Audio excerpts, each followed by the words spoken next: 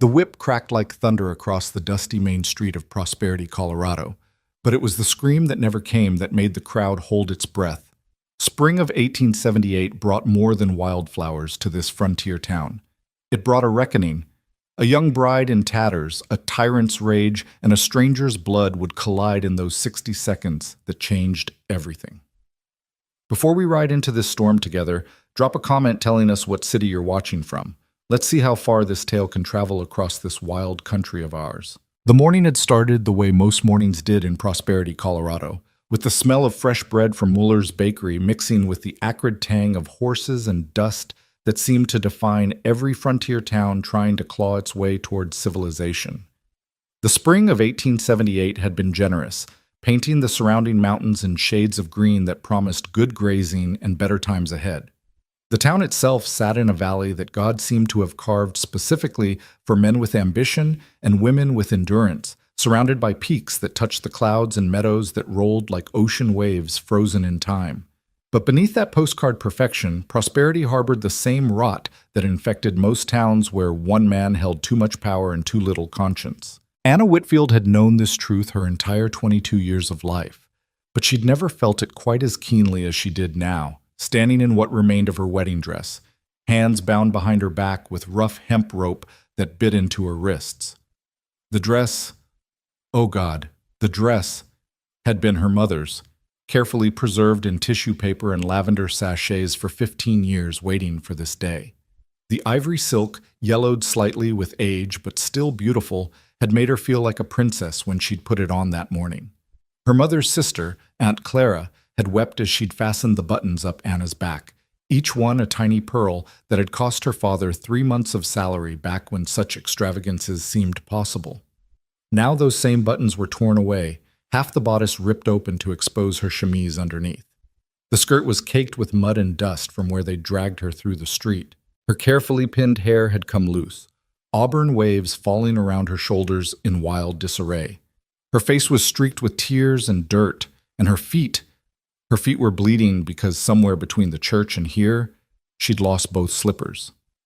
The whipping post stood in the center of town like a monument to man's capacity for cruelty.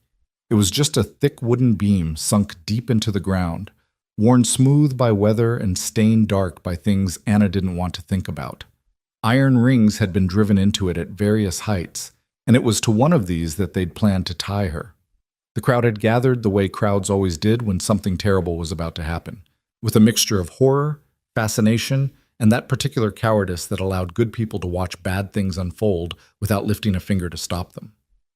Anna recognized most of the faces. There was Mrs. Patterson from the general store clutching her daughter's hand so tightly the girl's fingers had gone white. Tom Bradshaw, the blacksmith, stood with his arms crossed over his leather apron, his face carved from stone, but his eyes betraying his discomfort.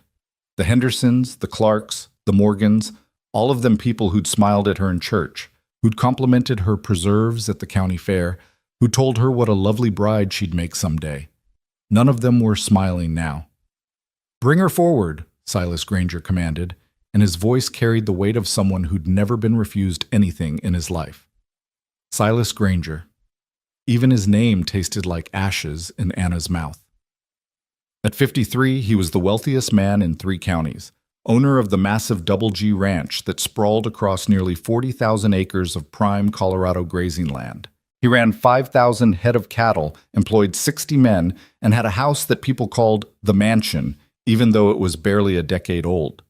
His first wife had died in childbirth along with the baby 10 years ago, and his second wife had lasted only 3 years before succumbing to pneumonia, or so the official story went. Anna had heard whispers from women who spoke in hushed tones about bruises that couldn't be explained and a spirit broken long before the body gave out. Silas stood now on the raised wooden sidewalk in front of his attorney's office, dressed in a fine black suit that had been tailored in Denver. His hat was brushed beaver fur, his boots were polished to a mirror shine, and the gold watch chain that stretched across his vest probably cost more than most families in Prosperity earned in a year. He was a big man, tall and broad-shouldered, with silver threading through his dark hair and a handlebar mustache that he waxed to sharp points. Some women called him distinguished. Anna called him a monster. Mr. Granger, please. Reverend Walsh stepped forward, his round face flushed with distress and sweat beading on his balding head. Surely we can resolve this in a more Christian manner. The young lady is clearly distraught. Perhaps if we gave her time to reconsider. She's had 6 months to reconsider. Silas cut him off with the casual dismissal of someone swatting a fly. 6 months since her father signed the contract agreeing to this union. 6 months of me being patient, being understanding, being considerably more generous than any man in my position needed to be. I paid off every cent of William Whitfield's debts, debts that would have seen his family turned out onto the street. I offered a settlement that would have secured their future, and all I asked in return was what had been promised to me, his daughter's hand in marriage. Sold. Anna's voice cracked as she spoke, but she forced the word out anyway. He sold me, like cattle, like property. That's not a marriage contract, that's... The slap came so fast she didn't see it coming. Silas's foreman, a scarred brute named Dutch Kemper, backhanded her across the mouth hard enough that she tasted blood. The crowd gasped, but no one moved. No one ever moved when Dutch was involved. That's enough out of you, Dutch growled. He was a head shorter than Silas, but twice as mean, with a face that looked like it had been carved from granite with a dull axe. A knife scar ran from his left ear down to his collar, and his knuckles were perpetually scabbed from the violence he dispensed with casual regularity. You'll speak when Mr. Granger gives you permission to speak, and not before. Anna's ears rang from the blow, but she kept her eyes up, kept her spine straight. She would not give them the satisfaction of seeing her cower. Her father had been weak, God rest his soul, dead now 3 months from the consumption that had been eating him alive for years. But she would not be. Whatever they did to her, she would face it standing tall. The law is on my side, Silas continued, pulling a folded document from his jacket pocket and holding it up for the crowd to see. William Whitfield's signature, witnessed and notarized. A legal contract in which he accepted $1,500 to settle his debts in exchange for his daughter's agreement to marry me within 1 year of the signing. That year is up. The wedding was scheduled for today, and this ungrateful girl refused to speak her vows. Because I don't love you, Anna shouted, and this time when Dutch moved toward her, she flinched back but kept talking. Because you're old enough to be my father, because your last wife. Careful. Silas's voice dropped to something cold and dangerous. Very careful about what you say next, Miss Whitfield. Slander is a serious accusation. Is it slander if it's true? Anna demanded, and she saw something flicker in his eyes. Rage, yes, but also something else. Fear, maybe, that someone might finally call him out on the whispered rumors that had followed him for years. That's enough, Silas roared, and several people in the crowd actually stepped backward. I have been more than patient. I have been more than fair. This girl's father took my money, spent my money, and died leaving me with a contract and a defiant bride who thinks her feelings matter more than her word, more than her father's word. Well, I'm here to teach her, and everyone else in this town, that contracts matter, that honor matters, that when you make a deal with Silas Granger, you keep it. By whipping her? Reverend Walsh tried again, his voice quavering. Mr. Granger, I beg you to reconsider. This is not how civilized people... Civilized? Silas laughed, and it was not a pleasant sound. Reverend, we're 700 miles from the nearest real city. We're surrounded by Indians, outlaws, and wilderness that kills more people every year than disease and accident combined. Civilization is a luxury we can't afford out here. What we need is order. We need people to understand that agreements have consequences, that defiance has consequences. He turned to Dutch, who had produced a bullwhip from somewhere, a long, wicked thing with a braided leather lash that looked like it could strip the hide off a buffalo. Anna's stomach turned to ice. 10 lashes, Silas announced, administered here in public so that everyone understands what happens when you break a contract with me. After that, Miss Whitfield can make her choice. She can agree to honor her father's word and marry me this afternoon as planned, or she can take her chances in the world with nothing but the clothes on her back and the scars on her back to show for her pride. No, Anna breathed, but her voice was lost in the sudden murmur that rippled through the crowd. 10 lashes. Men had died from less, and even if she survived, she'd be scarred for life, marked forever, as someone who defied Silas Granger and paid the price. "Tie her to the post," Silas ordered. Dutch grabbed Anna's arm with fingers like iron bands and dragged her forward. She tried to resist, tried to plant her feet, but she might as well have been trying to stop a landslide. He shoved her against the whipping post, and she felt the rough wood scrape against her cheek as he reached for the rope to bind her. "Please," she whispered, hating herself for the word but unable to stop it. "Please don't do this." "Should have thought of that before you embarrassed Mr. Granger in front of the whole town," Dutch muttered, and there was something almost apologetic in his tone, as if he genuinely regretted what he was about to help do to her, but not enough to stop. Never enough to actually stop. He'd just finished tying her wrist to the iron ring when a voice cut through the morning air like a blade. "Hold on there!" Everyone turned. Anna, her cheek still pressed against the post, could only see out of the corner of her eye. But what she saw made her breath catch. A man sat on a dusty brown horse at the edge of the crowd, and he looked like he'd ridden out of one of the dime novels that Mrs. Patterson kept hidden behind the counter at the general store. He was tall, she could tell even with him sitting, with broad shoulders and a lean, rangy build that spoke of hard work and harder living.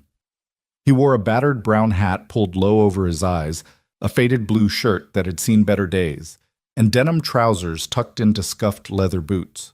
A gun belt sat low on his hips, the holster tied down with a leather thong in the manner of someone who knew how to use it and wanted it accessible. But it was his face that caught her attention. Even from this angle, even with half of it shadowed by his hat, she could see he was handsome in a rough-hewn way, strong jaw dusted with several days' worth of stubble, a mouth set in a firm line, and eyes that she somehow knew would be intensely blue, even though she couldn't quite see them from here. "Who the hell are you?" Silas demanded, his hand moving instinctively toward the pistol he wore beneath his jacket. The stranger swung down from his horse with the easy grace of someone who'd spent more time in the saddle than out of it. He took his time hitching the animal to the rail, patting its neck, adjusting his gun belt. Everything about him radiated a calm that bordered on insolent. "Name's Jack Mercer," he said finally, his voice carrying that distinctive drawl of someone from Texas or Oklahoma, somewhere south and west where the sun beat down hard and men talked slow. "And I'm here to tell you that you've got a problem with your little demonstration here." "The only problem I have is people interfering in my business," Silas said coldly. "This doesn't concern you, Mr. Mercer. I suggest you ride on before you find yourself joining Miss Whitfield at the post." Jack walked forward into the crowd, which parted for him like water around a stone. He moved with the kind of confidence that came from having been in dangerous situations so many times that they'd become almost boring. Anna watched him approach with a mixture of hope and terror. Hope that someone, anyone, might actually stand up to Silas Granger, and terror at what would happen when Silas crushed this stranger the way he crushed everyone else. "See? That's where you're wrong," Jack said, stopping about 10 feet from where Dutch still held Anna against the post. "This does concern me, because that woman you're about to whip, she's already taken." The words hung in the air like smoke from a gunshot. "What?" Silas's face went from pale to purple in the span of a heartbeat. "What did you just say?" "I said she's taken," Jack repeated, his voice steady as stone. "Spoken for, promised. Which means your contract with her dead daddy doesn't mean a damn thing, because you can't sell what you don't own." Anna's heart hammered against her ribs. What was this man doing? She'd never seen him before in her life, had no idea who he was or why he'd chosen this moment to apparently lie himself into a fight with the most dangerous man in 3 counties. "That's impossible," Silas sputtered. "William Whitfield would have mentioned there was no one. She wasn't engaged to anyone." "Shows what you know," Jack said, and now Anna could see his eyes as he moved closer. And yes, they were blue. The kind of blue that made her think of summer skies and cold mountain streams. The arrangement was made years ago, before old William got himself into trouble. Private family matter. But I've got the papers to prove it. He reached into his shirt pocket and pulled out what looked like an official document, folded and slightly yellowed with age. Silas snatched it from his hand, his fingers trembling slightly as he unfolded it. Anna held her breath. Whatever game this stranger was playing, it was a dangerous one. If Silas discovered the document was fake, and how could it be anything but fake?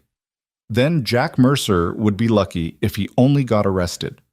More likely, he'd end up at the bottom of a ravine somewhere with a bullet in his back and a story about how he'd resisted arrest. But as Silas read, his face went from purple to white. His hands shook so badly the paper rattled. This is... Where did you get this? He looked up at Jack with something that might have been fear in his eyes. Told you, Jack said calmly. Family matter. William Whitfield and my father were old friends, came west together back in the 50s. They made an arrangement. When William had a daughter and my father had a son, we'd be joined together, unite the families. Old-fashioned, sure, but that's how things were done back then. Why would William never mention this? Silas demanded, but his voice had lost some of its certainty. Why would he? Jack shrugged. Far as he was concerned, the matter was settled. I've been working up in Montana the last few years, building up my stake, making sure I could provide proper. Planned to come down here this spring to claim my bride and take her home. Except I arrived to find out her father's dead and some... He paused, letting his eyes rake over Silas with undisguised contempt. Some buzzard has been trying to scavenge what doesn't belong to him. The crowd was murmuring now, a low buzz of speculation and surprise. Anna felt dizzy, unable to process what was happening. This man, this complete stranger, was claiming they were engaged? And he had documents that Silas apparently found convincing? Let me see that. Silas's attorney, a weaselly man named Cornelius Finch, pushed forward and took the document from his client's shaking hands. He studied it for a long moment, his lips moving as he read, his brow furrowing deeper with each line. The silence stretched taut as a wire about to snap. Finally, Finch looked up, his face grave. Mr. Granger, This appears to be legitimate.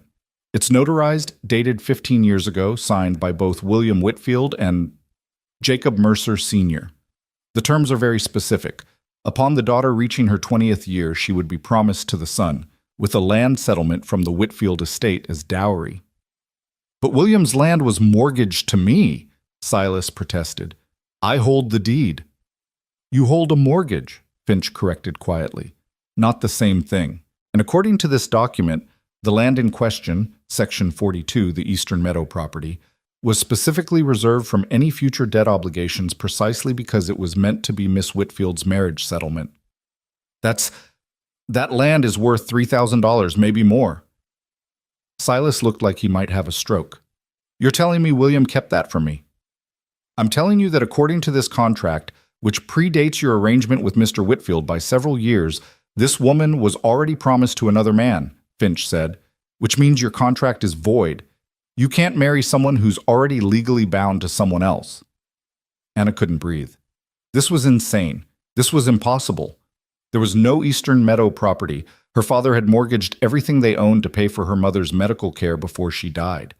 There was no land settlement, which meant this document, however official it looked, had to be a forgery. But Jack Mercer had forged a document good enough to fool Silas Granger's own attorney, and he'd done it in less time than it took most men to brush their teeth. Who was this man? I don't believe this, Silas said, but his voice lacked conviction. I don't believe any of this. This is a trick, a confidence game. You're trying to steal what's rightfully mine. Ain't nothing rightful about buying a woman like she's a sack of feed corn, Jack said, and his voice had gone cold. And even if your contract was legitimate, which it ain't, because hers trumps yours by about a decade, you think I'm going to stand here and watch you whip my future wife? He turned to Dutch, who still had one meaty hand on Anna's shoulder, keeping her pressed against the post. Let her go, Jack said quietly. Dutch looked at Silas, who looked at Finch, who was studying the document again with increasing dismay. Mr. Granger, I really think we need to verify this before we proceed, Finch said carefully. If this document is legitimate, and I must say it certainly appears to be, then any action taken against Miss Whitfield could expose you to significant legal liability. Legal liability? Silas's laugh was bitter. What about my $1,500? What about the money I gave William Whitfield in good faith? That would be a matter for the courts to sort out, Finch said, but I strongly advise against any physical confrontation until we've established the legal standing of all parties involved. Anna saw Silas's hands clench into fists, saw the muscle jump in his jaw. For a moment she thought he might order Dutch to go ahead with the whipping anyway. Consequences be damned. The man wasn't used to being thwarted, and the rage coming off him was almost palpable. But Silas Granger hadn't gotten rich by being stupid. He'd gotten rich by being calculating, by knowing when to push and when to pull back and regroup. And right now, with his own attorney suggesting caution and a stranger who wore his gun like he knew how to use it standing between him and his target, pushing might prove costly. "Fine," he bit out. "Release her. But this isn't over, Mercer. Not by a long shot. I'm going to verify every word of that document, and if I find out you've lied to me, if I find out this is some kind of con, I will bury you so deep they'll need a divining rod to find your corpse." "You're welcome to try," Jack said pleasantly, "but you'll want to bring more than your pet gorilla here when you do." Dutch's scarred face flushed red, and his hand moved toward the gun at his hip, but Silas grabbed his arm. "Not now," Silas hissed, then louder to the crowd. "This matter is postponed pending verification of Mr. Mercer's claims. Everyone back to your business. There's nothing more to see here." The crowd began to disperse, slowly at first, then with increasing speed as people realized they might still make it home in time for lunch. Anna could hear them whispering, could see them glancing back over their shoulders as they walked away. This would be the talk of the town for weeks. The wedding that wasn't, the stranger who appeared from nowhere, the confrontation with Silas Granger. Dutch untied Anna's wrists from the iron ring with rough movements, then shoved her away from the post hard enough that she stumbled. She would have fallen if Jack hadn't caught her, his hand steady on her shoulders. "Easy there," he murmured. "I've got you." Anna looked up into his face, really looked at him for the first time, and felt something shift in her chest. Up close, he was even more striking than she'd first thought. His face was all hard angles and sun-weathered skin, with laugh lines at the corners of his eyes that suggested he smiled more than he frowned, despite the serious set of his mouth right now. A small scar cut through his left eyebrow, and another traced a thin line along his jaw. His hair, what she could see of it under his hat, was dark brown with hints of sun-bleached gold at the ends. But it was his eyes that held her. They were searching her face with an intensity that made her feel seen in a way she'd never experienced before. Not judged, not measured, just seen, acknowledged, recognized as a person rather than a problem to be solved or a possession to be claimed. "Thank you," she whispered, and was embarrassed to feel tears prickling at the corners of her eyes. "I don't know who you are or why you did that, but thank you." "We should talk," Jack said quietly, glancing over his shoulder to where Silas still stood watching them with murder in his eyes. "But not here. Do you have somewhere safe you can go?" Anna's mind raced. Her father's house, but no, that was mortgaged to Silas, would probably be repossessed within days now that the wedding wasn't happening. Aunt Clara's place. But Clara lived in a boarding house with barely enough room for herself. And besides, Silas would look there first. The church. But Reverend Walsh, for all his good intentions, wouldn't be able to stand up to Silas if the man came demanding Anna be turned over. No, she admitted. "I have nowhere." Jack's jaw tightened. He seemed to come to a decision. "Then you'll come with me," he said. "I've got a place about 10 miles out of town, up in the foothills. Small spread, nothing fancy, but it's mine and it's defensible. You'll be safe there until we figure out what comes next." "I can't just," Anna started, then stopped. "Can't what? Go with a strange man?" She'd nearly married a man she despised to honor a debt she didn't owe. Going with a stranger who just saved her from a whipping seemed downright reasonable by comparison. "I don't even know you." "No, you don't," Jack agreed. "But you know him." He nodded toward Silas. "And you know what he'll do if you stay here. So the way I see it, you've got a choice. Take a chance on a stranger who just lied to save your life, or take your chances with a man who is willing to have you publicly whipped to force you to marry him. Your call." When he put it like that, it wasn't really a choice at all. "Let me get my things," Anna said. "We don't have time," Jack said gently. "Whatever you need, we'll figure it out later. Right now, we need to leave before Silas changes his mind or decides that document doesn't matter as much as his pride." He was right. Anna could see it in the way Silas was talking to Dutch and Finch, the three of them huddled together in intense conversation. The attorney kept shaking his head, but Dutch's hand never strayed far from his gun, and Silas's face was getting redder by the second. Okay, Anna said. Let's go. Jack led her to his horse, a sturdy-looking gelding with intelligent eyes and a calm demeanor despite all the excitement. He swung up into the saddle with practiced ease, then reached down to pull Anna up behind him. Hold on tight, he instructed as she wrapped her arms around his waist. It's going to be a hard ride. The horse was already moving before Anna could respond, before she could second guess, before she could think about what she was doing, running away with a man she didn't know, based on a story that couldn't possibly be true, leaving behind everything she'd ever known. They rode down the main street of Prosperity at a fast trot that drew stares from everyone who hadn't yet gone inside. Anna kept her eyes straight ahead, refusing to look at the faces watching her go. She could imagine what they were thinking, what they'd be saying later. There goes Anna Whitfield, running off with that stranger, shameless girl, probably deserves whatever happens to her. Let them think what they wanted. Whatever happened next, it had to be better than what she'd just escaped. They were passing the last building at the edge of town, the livery stable where old Pete Gunderson was standing in the doorway with his mouth hanging open, when a voice rang out behind them. Stop! Stop in the name of the law! Anna twisted around to see Sheriff Tom Brennan running toward them, his badge glinting in the morning sun. Behind him, Silas was shouting something, pointing at them, his face purple with rage. Go! Anna urged Jack. He's going to arrest us. Not today, he's not, Jack muttered. And then he did something with his heels, and the horse went from a trot to a full gallop so quickly that Anna nearly lost her grip. Wind whipped at her hair and torn dress as they thundered down the rutted road that led out of town. She could hear more shouting behind them, and when she dared another look back, she saw Sheriff Brennan had given up the chase, but Silas was climbing onto his own horse, Dutch, and two other men doing the same. They're following us, she shouted to Jack over the pounding of hooves and rush of wind. I see him, Jack called back. Hold on tighter. This is about to get interesting. The road ahead split, left toward the main ranch country, right toward the foothills and the mountains beyond. Jack took the right fork without slowing, and Anna felt her stomach drop as the horse's hooves skidded slightly on the loose gravel before finding purchase again. The terrain began to rise almost immediately, the flat valley floor giving way to rolling hills covered in scrub grass and scattered pines. The road, if it could even be called that, became rougher, less defined, more of a suggestion than an actual path. Anna risked another glance back and immediately wished she hadn't.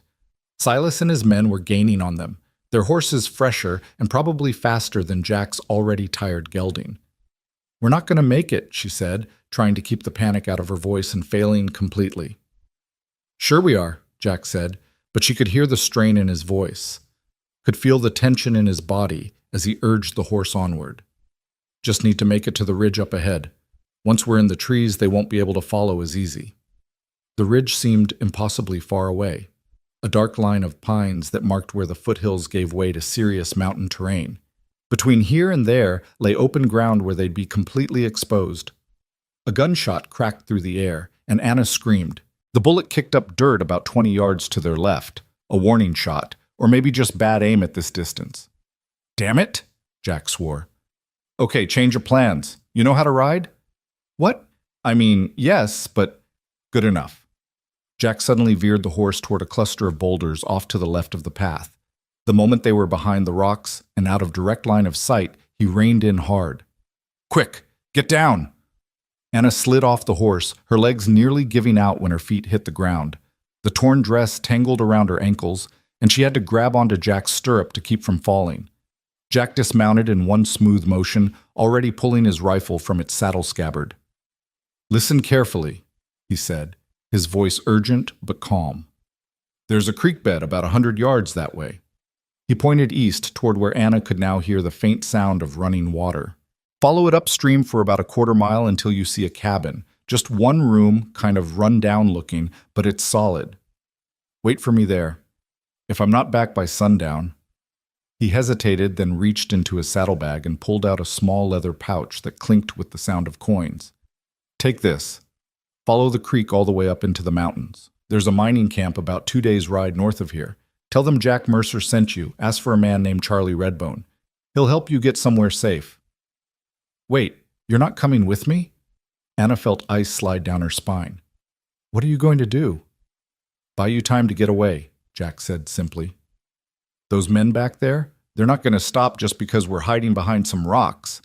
But they might stop if I give them something else to think about. You can't fight 4 men alone, Anna protested. I don't intend to fight them, Jack said. I intend to talk to them. Maybe convince them that chasing you isn't worth the trouble. But if that doesn't work, he patted the rifle, then I'll do what I have to do. More hoofbeats, closer now, voices calling out, though Anna couldn't make out the words. Go, Jack urged. Please. Everything I just did will be for nothing if they catch you now. Anna wanted to argue, wanted to insist that she wasn't leaving him to face this alone, wanted to do something other than run away like a coward. But she also wasn't stupid enough to think she'd be any help in a fight. If anything, she'd be a liability, something Jack would have to protect, while also trying to keep himself alive. Thank you, she said again, inadequately. For everything. Thank me by getting to that cabin in one piece, Jack said. He was already moving toward the edge of the boulders, rifle in hand. Now go! Anna went. She ran toward the sound of water, her bare feet protesting with every step, the torn dress threatening to trip her with every stride. Behind her, she heard Jack's voice ring out. That's far enough, gentlemen. I think we need to have ourselves a conversation. Then the sound of gunfire, not the single crack of a warning shot, but the rapid bark of multiple weapons fired in anger. Anna stumbled, nearly fell, caught herself on a tree trunk and forced herself to keep moving. Tears blurred her vision, whether from fear or exhaustion or guilt at leaving Jack to face that alone. She didn't know and didn't have time to analyze. The creek bed appeared suddenly, a narrow channel carved through rock and dirt with water running clear and fast over smooth stones. Anna splashed into it without hesitation, the cold water shocking against her abraded feet, but also somehow bracing. She turned upstream and started running again, following the winding course as it led deeper into the foothills. The gunfire behind her had stopped. She didn't know if that was good or bad, didn't know if Jack was alive or dead, captured or victorious. All she knew was that she had to keep moving, had to trust that this stranger who'd appeared from nowhere had known what he was doing when he sent her this way. The creek led through a small canyon, the walls rising up on either side to create a narrow channel where the afternoon sun barely penetrated. Anna's breath came in ragged gasps, her legs screaming in protest, her torn dress soaked from repeated trips into the water when the banks became too steep to navigate. A quarter mile, he'd said. It felt like 10 miles. It felt like 100. And then, around a bend where the canyon opened up into a small meadow, she saw it. A cabin, just like Jack had described. One room, weathered logs, a stone chimney on one end, and a rickety porch on the front. It looked like it might fall over if a strong wind came through, but it was standing, and the door was intact, and it was the most beautiful thing Anna had ever seen. She stumbled up onto the porch, her legs finally giving out as she reached the door. It wasn't locked. Out here, nothing was locked because there was no one around to steal anything, and she practically fell inside. The interior was dim and dusty, with the musty smell of a place that hadn't been occupied in months. But there was a bed frame with an old straw mattress, a table with 2 chairs, a fireplace with a few logs stacked beside it, and a single window with shutters that could be closed against the weather or against people who might be looking. Anna closed the door behind her, shot the bolt, just a simple wooden bar, but it was something, and then sank down onto the floor with her back against the wall.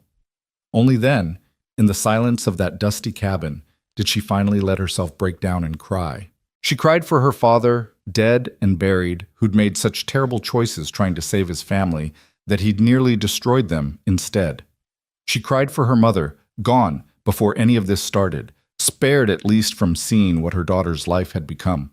She cried for herself, for the wedding that wasn't, for the future she'd tried so hard to avoid, and the different future she'd just run toward without any idea of what it might hold. And she cried for Jack Mercer, a stranger who'd stepped between her and a whip without hesitation, who'd forged a document and lied to a dangerous man to save her, who was right now possibly dying or dead because he'd chosen to help someone he didn't even know. Outside, the sun climbed higher in the sky. The creek burbled past, indifferent to human drama. Somewhere in the distance, a bird called out, and another answered. And Anna Whitfield sat in that cabin, waiting for a man she'd met less than an hour ago, and prayed to a God she wasn't sure was listening anymore, that he would somehow make it back alive. because if he didn't, she had no idea what she would do next. The shadows had grown long across the cabin floor by the time Anna heard the sound of hoofbeats approaching. She'd spent the last several hours in a state of suspended terror, jumping at every sound, peering through the cracks in the shutters at every bird that flew past, her heart hammering so hard she thought it might crack her ribs. The small leather pouch Jack had given her sat on the table, still unopened. She'd told herself she wouldn't touch it unless she absolutely had to, as if leaving it sealed would somehow guarantee his return.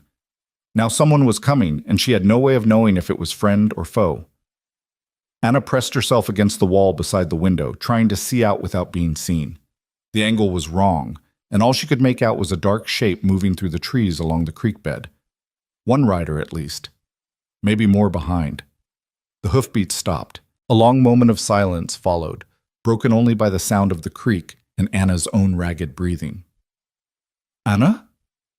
Jack's voice, rough and tired but unmistakably alive. "You in there?" Relief hit her so hard she actually swayed on her feet. She fumbled with the wooden bolt, her hands shaking so badly it took 3 tries to lift it clear. Then she yanked the door open, and there he was, still mounted on his brown gelding, looking exhausted and dusty and absolutely beautiful. "You're alive," she breathed. "Surprised me too," Jack said with a tired smile. He swung down from the saddle with less grace than before, and Anna noticed he was favoring his left side. Silas's boys aren't exactly crack shots, turns out. Lots of noise, not much accuracy. "You're hurt." Anna saw it now, a dark stain spreading across his shirt just above his belt on the left side. "Oh God, you're bleeding." "Just a graze," Jack said, but his face was pale beneath the sun-weathered tan. "Bullet caught me when I was getting back to the horse. I've had worse." He led the horse toward a small lean-to structure Anna hadn't noticed before, partially hidden by overgrown brush on the side of the cabin. His movements were stiff, careful, like every step cost him. "Did they follow you?" Anna asked, scanning the trees nervously. "Not past the ridge," Jack said. He was unsaddling the horse with one hand, the other pressed against his side. "I convinced them that chasing us further into the mountains wasn't worth the trouble. Or more specifically, I convinced Dutch Kemper that the next bullet wouldn't just graze him, it would do considerably more damage to his anatomy." "You shot Dutch?" "Nicked his ear," Jack said. "Man squeals like a pig when he's scared. Who knew?" He finished with the saddle and started to lift it, then winced and had to set it back down. "Damn. Let me help you." Anna moved forward, taking the saddle from him despite his protest. It was heavier than she'd expected, but she managed to hoist it onto the wooden rack inside the lean-to. "Now let me see that wound." "It's nothing, really. I've seen nothing kill men before." Anna cut him off. "My mother was sick for 2 years before she died. I learned a thing or two about tending wounds and dealing with fever. So unless you want to risk infection and spend the next week delirious while I try to keep you alive with prayer and hope, you'll let me take a look at it." Jack studied her for a moment, then nodded slowly. "You're not quite what I expected, Anna Whitfield." "What did you expect?" "Honestly? I didn't think past getting you away from that whipping post." He turned toward the cabin. "Didn't really have time to form expectations." Inside, Anna directed Jack to sit at the table while she assessed what resources they had to work with. The cabin was more equipped than she'd initially realized.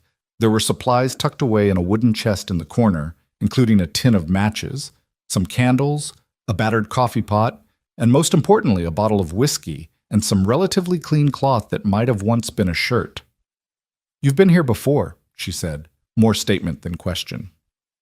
"Used to belong to a prospector named Harvey Mills," Jack said. He was breathing shallowly, trying not to move his torso too much. "Met him about 3 years back when I first came to Colorado. He let me use the place whenever I needed somewhere quiet to hole up.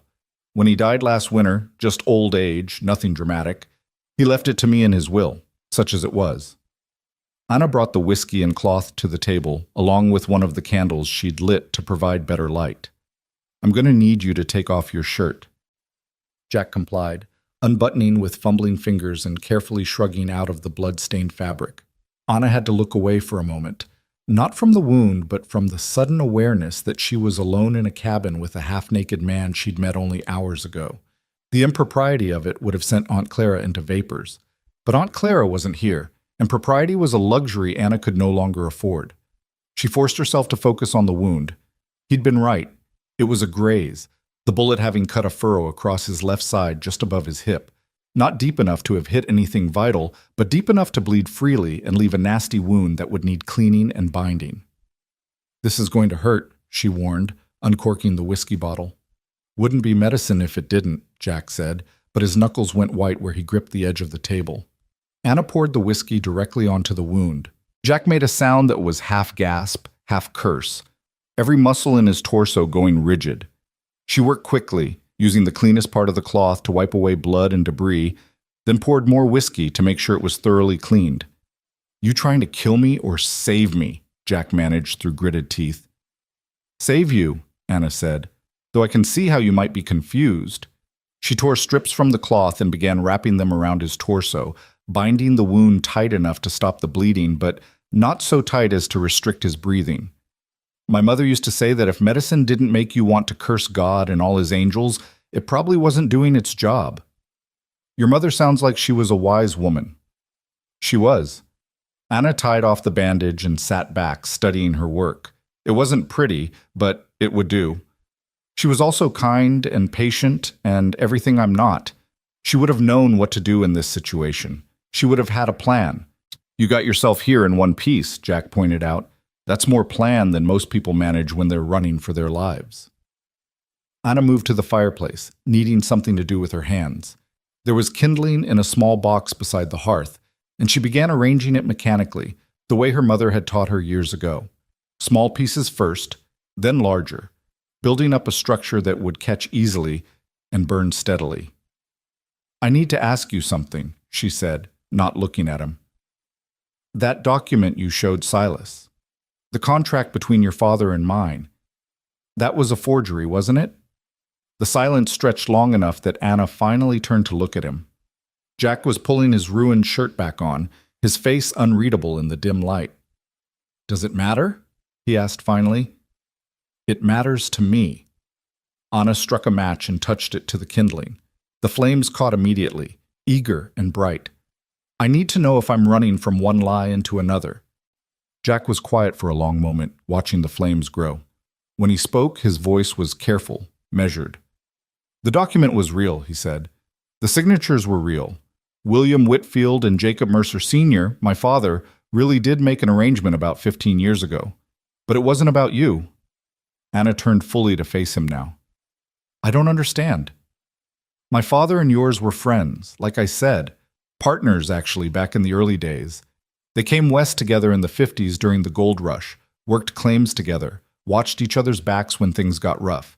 And when they both decided to settle down and try their hand at ranching instead of prospecting, they made a pact. If my father had a son and your father had a daughter, they'd unite the families, make sure the partnership continued into the next generation." "But you said—" "I said the document was real," Jack interrupted gently. "And it was. But William Whitfield never had a daughter, at least not by the time my father died. The contract was drawn up in 1863. When your father was newly married and my mother was pregnant with me. But your mother didn't have you until 1856, 3 years later. By then, my father was dead, killed by Comanche raiders while trying to protect a wagon train, and your father had moved to a different territory entirely. They lost touch." Anna felt the pieces clicking into place, and the picture they formed made her feel slightly sick. "So that document doesn't actually apply to me at all?" "Technically, no." Jack met her eyes steadily. "But it was real enough to convince Silas and his attorney, at least temporarily. Real enough to buy you time to get away."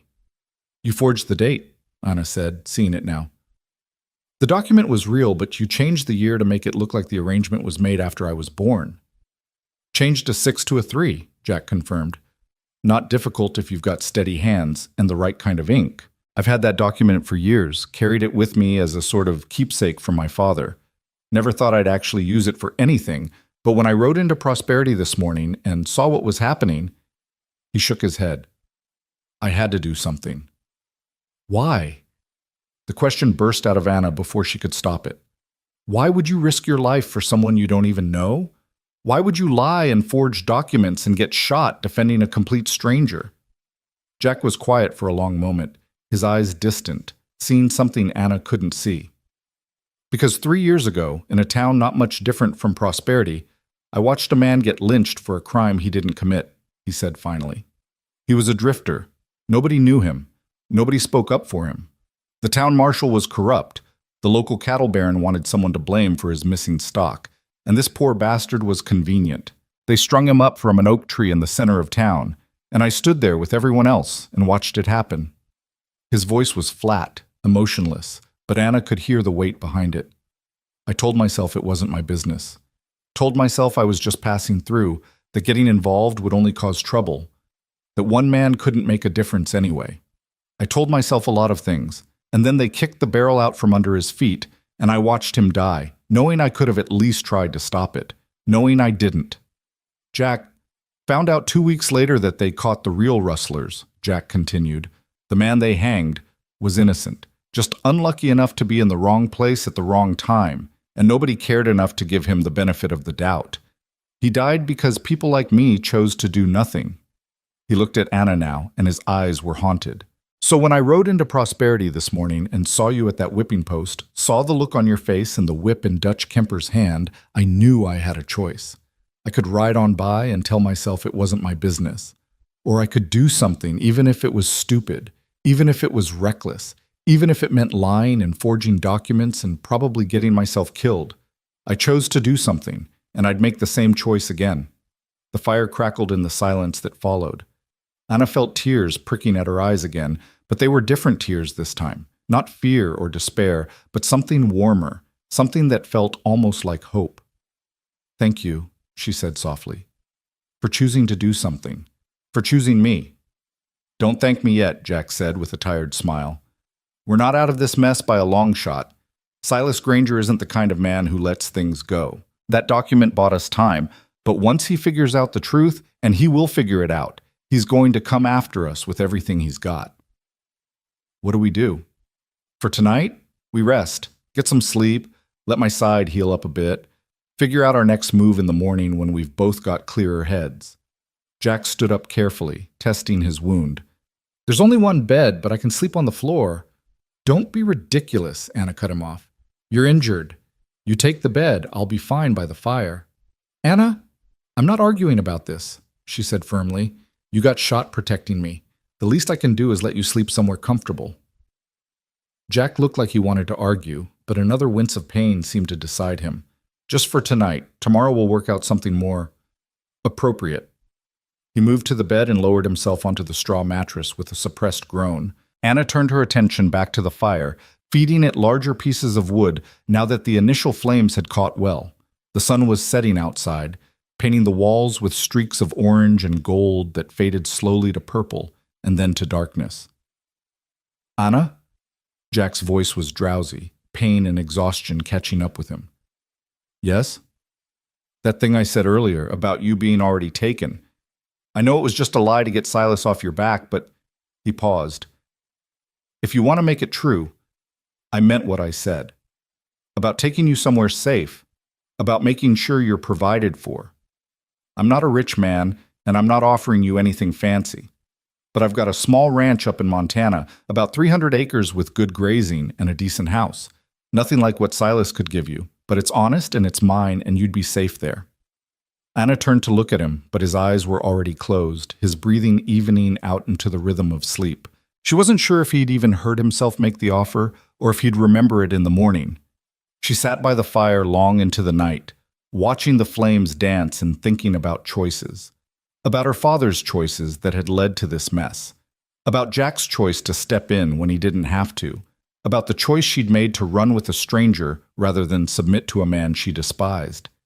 And about the choice Jack had just offered her, delivered in that drowsy voice that might or might not remember by morning. A chance at a different kind of life. Not the one she'd planned, certainly not the one her father had sold her into, but something else entirely. Something that might even be good if she was brave enough to take it. Outside, the night settled in around the little cabin. Somewhere in the darkness, an owl called. The creek burbled its endless song, and Anna Whitfield, who 12 hours ago had been standing at a whipping post in a torn wedding dress, fell asleep by the fire in a stranger's cabin and dreamed of Montana. She woke to the sound of voices outside. For a moment she was disoriented, unsure of where she was or why she was sleeping on a hard floor instead of in her own bed. Then memory crashed back.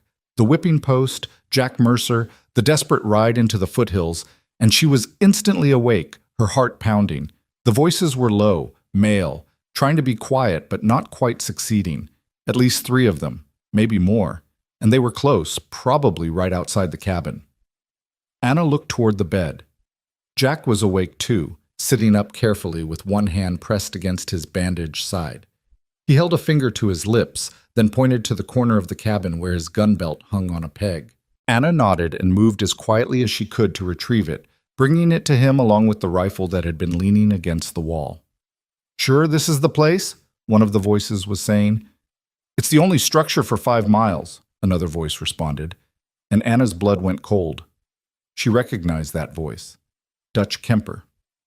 If they came this way, they're either here or they kept going into the high country, and looking at the tracks, I'd say they stopped. "Could have moved on by now," the first voice argued.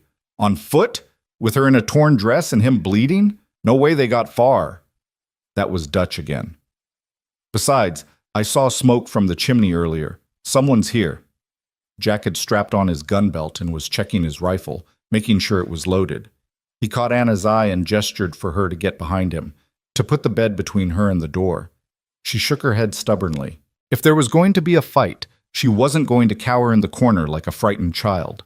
A heavy knock sounded on the door, making Anna jump despite herself. "Jack Mercer!" Dutch's voice boomed. "I know you're in there, you and the girl. Come on out peaceful-like, and nobody else has to get hurt." Jack moved to the window, careful to stay out of direct line of sight as he peered through a crack in the shutters. He held up 4 fingers to Anna, then mouthed something she couldn't quite make out. "You hear me in there?" Dutch called. "Mr. Granger. He's willing to be reasonable about this. He knows you were just trying to help the girl, but that contract of yours? Our attorney did some checking. Seems there's some questions about the dates, about whether it actually applies to Anna Whitfield at all. So we're going to need to sort this out proper-like. But first, you got to come out." "And if we don't?" Jack called back. There was a pause, then Dutch's voice came again, harder this time. "Then we come in. And trust me, friend, you don't want that. You're outnumbered and outgunned. You might take 1 or 2 of us down, but you won't get all 4. And when we're done with you, the girl goes back to Mr. Granger anyway, so why not make it easy on everyone?" Jack looked at Anna. "The window," he mouthed, pointing to the shuttered opening on the back wall. "Can you climb through?" Anna moved to check. The window was small, barely 2 feet square, but she thought she could manage it. The bigger problem was what came after. Dutch had said 4 men, which meant at least 1 would probably be watching the back of the cabin. "I'm giving you 1 minute to decide," Dutch called. "After that, we're coming in. And Mercer? I owe you for my ear. I plan to collect that debt personally." Jack moved closer to Anna, his voice barely a whisper. "There's a trail that follows the creek east from here. About half a mile down, there's a fork. You want to take the left branch, not the right. The left will take you over the ridge and down toward the main road to Denver. The right just leads deeper into the mountains. You understand?" "I'm not leaving you," Anna whispered back. "You are, because there's no other choice," Jack said firmly. 4 men with guns against 1 man with a rifle and a girl with no weapon? Those aren't odds we can win. But if you can get away, if you can get to Denver, you can— 30 seconds, Dutch shouted. A plan was forming in Anna's mind, reckless and probably stupid, but better than anything else she could come up with. "Give me your hat," she said. "What?" "Your hat, quickly!" Anna grabbed it off his head before he could protest. She also snatched his jacket from where it hung on the back of the chair. Moving fast, she bundled the jacket around one of the pillows from the bed, jamming the hat on top to create a rough approximation of a person's head and shoulders. Jack understood immediately. "You're crazy." "You got a better idea?" Anna positioned herself by the window, her hands on the shutters ready to push them open. "When I throw this out, they'll think one of us is making a run for it. When they move to chase, you go out the door and get the drop on them." That's assuming they don't just shoot the decoy the moment it appears, Jack pointed out. Then we'll hope they're curious enough to hesitate for a few seconds. Anna's hands were shaking, but her voice was steady. On three? Time's up, Dutch roared. Last chance! 1, Anna counted. The sound of footsteps approaching the door, heavy boots on wooden planks. 2, the door handle rattled. Someone testing to see if it was barred. 3. Anna shoved the shutters open and hurled the bundled jacket and hat out into the gathering dawn. At the same moment, Jack yanked open the front door and stepped out, rifle leveled. For a split second, everything seemed to freeze. Dutch and 2 other men were at the front door, their attention snapping between Jack's rifle and the dummy sailing out the window. A 4th man, Anna caught a glimpse of him through the open door, had been positioned at the corner of the cabin and was turning toward the window, gun drawn. Drop the guns, Jack commanded. Now! But these were men who worked for Silas Granger, which meant they were accustomed to doing the threatening, not being threatened. Dutch's hand went for his pistol even as Jack's rifle tracked toward him. Don't! Jack shouted. Dutch didn't listen. His gun cleared leather just as Jack fired. The rifle's report was deafening in the morning air. Dutch went down with a scream, clutching his shoulder where the bullet had struck. The other 2 men at the door scrambled for cover, one diving behind a tree and the other dropping flat and rolling toward the lean-to. Anna ducked back from the window as gunfire erupted, the 4th man shooting at where he'd seen movement. Bullets punched through the cabin's log walls, sending splinters flying. She hit the floor and stayed there, her ears ringing from the noise. More shots from outside, the sharp crack of pistols answered by the deeper boom of Jack's rifle. Someone was yelling, though Anna couldn't make out the words over the chaos. Glass shattered. One of the men had shot out the window she'd thrown the dummy through. Then sudden silence, broken only by Dutch's groaning and the sound of running feet fading into the distance. Anna! Jack's voice. Stay down!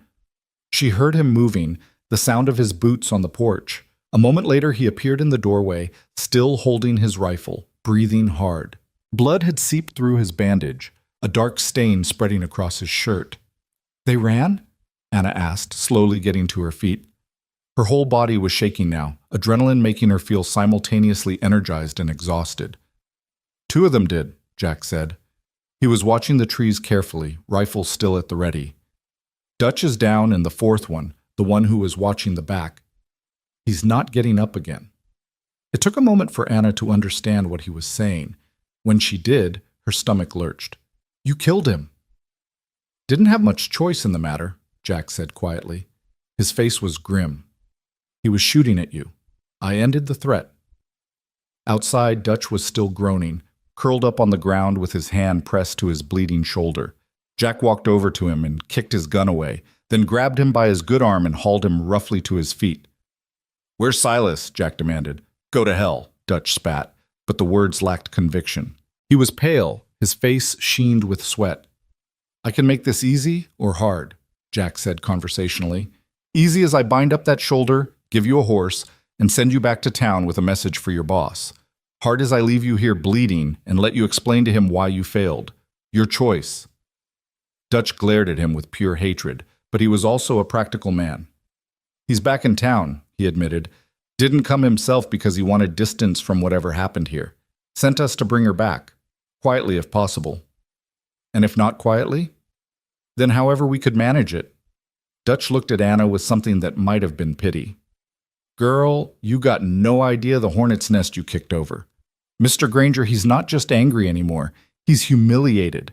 And a man like him, humiliation is worse than theft, worse than murder. He won't stop until he's got you back under his thumb, even if it's just so he can make an example of you. He can try, Anna said, surprised by the steel in her own voice. Jack used some of the rope from the lean-to to tie Dutch's hands, loosely, so as not to cut off circulation to his wounded shoulder, but firmly enough that he wouldn't be able to free himself easily. Then he brought Dutch's horse around and helped the injured man mount up. You tell Silas something for me, Jack said, his hand on the horse's bridle. You tell him that Anna Whitfield is under my protection now. You tell him that if he sends any more men after us, they'll end up like your friend over there. He jerked his head toward where the 4th man lay still. And you tell him that if he's smart, he'll cut his losses and find himself a new bride, one who might actually want to marry him. Dutch looked down at him with something like respect despite the situation. "You're a dead man, Mercer. You just don't know it yet. Mr. Granger has money and men and connections. He'll hunt you to the ends of the earth if he has to." "Let him try," Jack said, and slapped the horse on the rump, sending it trotting down the trail with Dutch swaying unsteadily in the saddle. When the sound of hoofbeats had faded completely, Jack finally lowered his rifle. His shoulders slumped, and Anna saw him wince as the movement pulled at his wounded side. "You're bleeding again," she said, moving toward him. "I've been bleeding again since I got up this morning," Jack said wearily. "But you're right. We should probably check it before it gets worse." They went back inside the cabin, carefully avoiding looking at the body that lay crumpled near the back corner. Anna would have to deal with the reality of what had happened eventually. A man had died because of her, because Jack had protected her.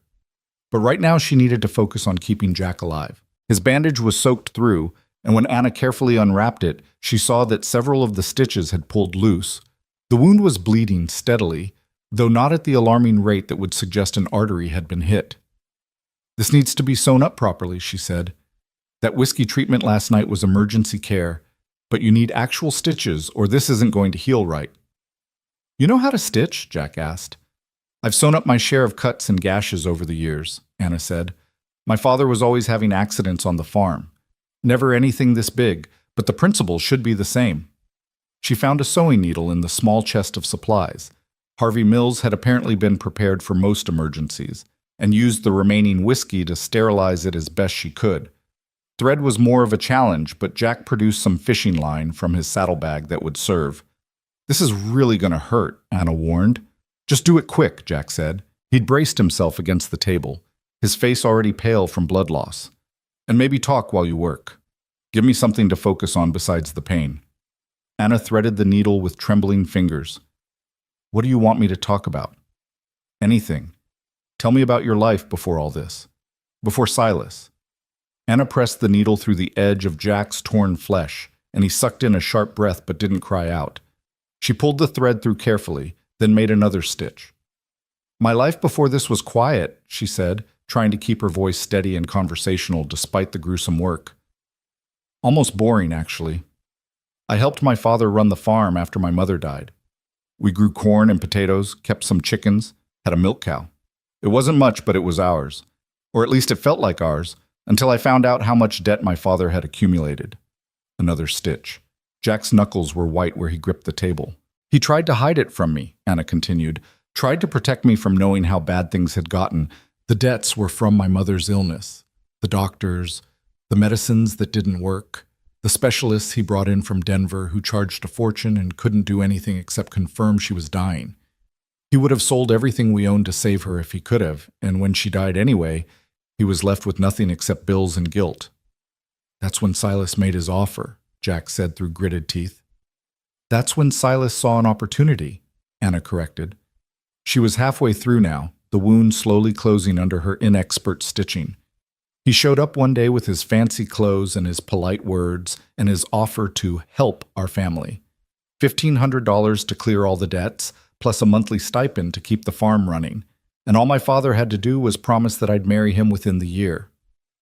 "And your father agreed?" "My father was dying," Anna said softly. The consumption had already taken hold by then, though he tried to hide that too. He knew he wouldn't be around to take care of me, and he thought Silas's offer was the best way to ensure I'd be provided for after he was gone. He had it as selling me. He saw it as securing my future. The last stitch went in, and Anna tied it off carefully. She'd done as good a job as she could, though the scarring would be significant, but the wound was closed and the bleeding had stopped, and that was what mattered. "There," she said. "All done." Jack let out a long breath and carefully straightened up. "Thank you. For fixing me up, and for—" He gestured vaguely. "Everything else. You saved my life," Anna said simply. "Twice now. It's the least I can do." They spent the rest of the morning preparing to leave. It was clear they couldn't stay at the cabin. Silas would send more men, and next time they'd come in greater numbers and better prepared.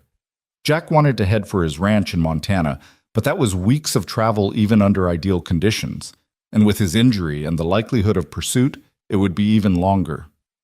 "We need somewhere closer," Anna said. Somewhere we can hole up for a week or two, let you heal properly, and plan our next move. I know a place, Jack said slowly. It's about 3 days' ride from here, up in the high country. An old mining camp that got abandoned when the silver played out. There's still a few buildings standing, and it's remote enough that nobody goes there unless they're specifically looking for it. Will Silas think to look there? If he does, it won't be right away, Jack said.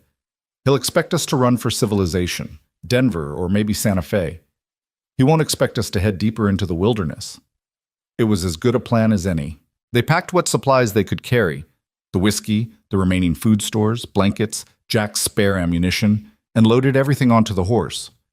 Jack insisted on burying the man he'd killed before they left, a grim task that took most of the afternoon. Anna helped as much as she could, though her torn dress made physical labor difficult. As the sun began its descent toward the western peaks, they finally set out, leaving the cabin and its ghosts behind. Jack rode the horse while Anna walked beside, following the creek trail that would eventually lead them up into the mountains proper. You never asked me, Jack said after they'd been traveling for about an hour. Asked you what? Whether I regretted it, stepping in back in prosperity, getting involved in all this mess. Anna was quiet for a moment, watching the way the evening light turned the creek water to gold. Do you? She finally asked. No, Jack said without hesitation. Though I'll admit there were a few minutes this morning when Dutch and his boys had us pinned down that I questioned my decision-making skills. Despite everything, the fear, the exhaustion, the uncertainty of what came next, Anna found herself smiling. Your decision-making skills saved my life. I'd say they're pretty sound. We'll see, Jack said. Ask me again when we're not being hunted by an angry cattle baron with unlimited resources and a grudge. They traveled into the gathering dusk, following trails that Jack seemed to know by instinct, climbing steadily into country that grew more rugged and beautiful with each passing mile. And as the first stars began to appear in the darkening sky, Anna found herself thinking about Jack's offer from the night before, about Montana and a small ranch and a life that might possibly be good. She still didn't know if he'd meant it or if he'd remember saying it. But as she walked beside his horse through the Colorado wilderness, running from one danger toward an uncertain future, she realized something that surprised her. She was actually starting to hope he had. The abandoned mining camp materialized out of the mountain mist like something from a fever dream on the afternoon of their third day of travel. Anna had begun to wonder if Jack had been delirious when he'd mentioned it, if perhaps the wound and blood loss had confused his memories, and they were actually chasing a ghost. But there it stood, a collection of weathered structures clinging to the mountainside like the last stubborn teeth in an old man's mouth. They'd spent 2 nights on the trail, sleeping under the stars with Jack's saddle blanket shared between them and the horse hobbled nearby. Anna's feet were a mass of blisters and cuts despite the spare boots Jack had managed to scrounge from his saddlebags. Men's boots, too large and rubbing in all the wrong places, but infinitely better than nothing. Her wedding dress was beyond salvaging now, torn and stained and barely decent. She'd tied the worst of the rips with strips of cloth, creating something that resembled clothing only in the most generous interpretation of the term. Jack hadn't fared much better. His wound had held together through Anna's stitching, but the constant movement and lack of proper rest had taken their toll. His face was drawn and pale, with dark circles under his eyes that spoke of pain endured in silence. He'd insisted on taking turns keeping watch each night, refusing to let Anna shoulder the full burden despite her protests that he needed to heal. There, Jack said now, pointing to what had probably once been the main shaft entrance, now boarded up and bearing a faded warning sign about unstable timbers. The buildings around the shaft are mostly collapsed, but there's a row of cabins on the far side that the miners used. At least 3 of them were still standing last time I came through here. They guided the horse carefully down the slope toward the camp, picking their way through scattered debris and the skeletal remains of mining equipment left to rust in the mountain weather. Anna could see the cabins Jack had mentioned, a row of 5 structures built into the hillside in a way that used the natural slope for shelter against the wind. 2 had lost their roofs entirely, their walls open to the sky. A third was listing badly to one side, as if it might collapse at any moment. But the last 2 looked relatively intact, their doors still on hinges and their windows merely broken rather than completely gone. "Take your pick," Jack said, dismounting with a barely suppressed groan. He tried to hide how much the movement cost him, but Anna saw the way his hand immediately went to his side, the way he had to lean against the horse for a moment to steady himself. "The one on the end," Anna decided, choosing the cabin furthest from the trail. "Better view of anyone approaching, and it's got that rock outcropping behind it that might provide extra shelter." They approached cautiously, Jack drawing his pistol despite his obvious exhaustion. But the cabin was empty except for a family of pack rats that scattered at their intrusion. The interior was a single room, perhaps 12 feet square, with a fireplace made of stacked stone, a wooden sleeping platform built into one corner, and not much else. Someone had left behind a battered chair with one leg shorter than the others, a tin cup with a hole rusted through the bottom, and what might have once been a shirt but was now just rags. It was, without question, the most beautiful thing Anna had seen in 3 days. "It's perfect," she said, and meant it. Compared to sleeping on the ground with one eye open for predators and pursuers, this felt like a palace. Jack managed a tired smile. "Glad you approve, though I have to say, your standards have dropped considerably since we met." "My standards have always been flexible," Anna said. She was already moving around the space, assessing what needed to be done. "I grew up on a farm, remember? I've shoveled manure and slept in a barn when the house was too cold to heat in winter. This is luxury." They spent what remained of the afternoon making the cabin habitable. Jack tended to the horse, finding a sheltered spot where the animal could graze on the tough mountain grass that grew in patches between the rocks.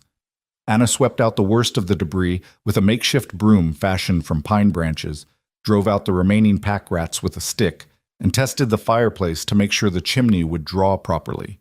By the time the sun touched the western peaks, they had a fire going, the horse settled, and enough space cleared that they could at least lie down without sharing quarters with rodents and rubble.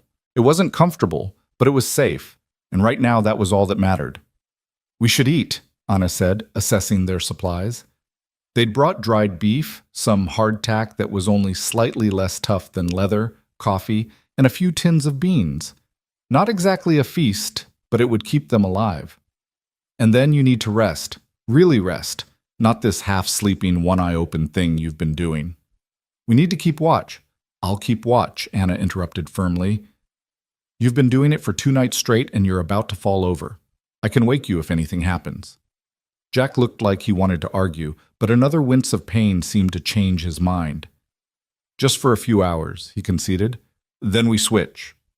Anna heated water from the stream that ran behind the camp, using it to rehydrate some of the beef and soften the hardtack enough that they could eat it without breaking teeth. They ate in companionable silence, too tired for conversation, the crackling fire, and the distant sound of the stream the only music they needed. When the meal was finished, Jack moved to the sleeping platform and lowered himself onto it with careful movements. He was asleep within minutes, his breathing evening out into the deep rhythm of exhaustion finally given permission to take over.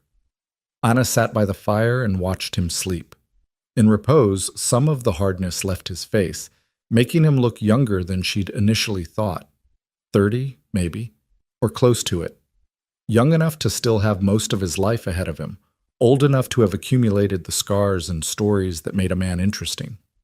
She found herself wondering about those stories, about what had brought him to Colorado, about what his life had been like before fate put him on that road into prosperity at exactly the right moment to see a woman about to be whipped.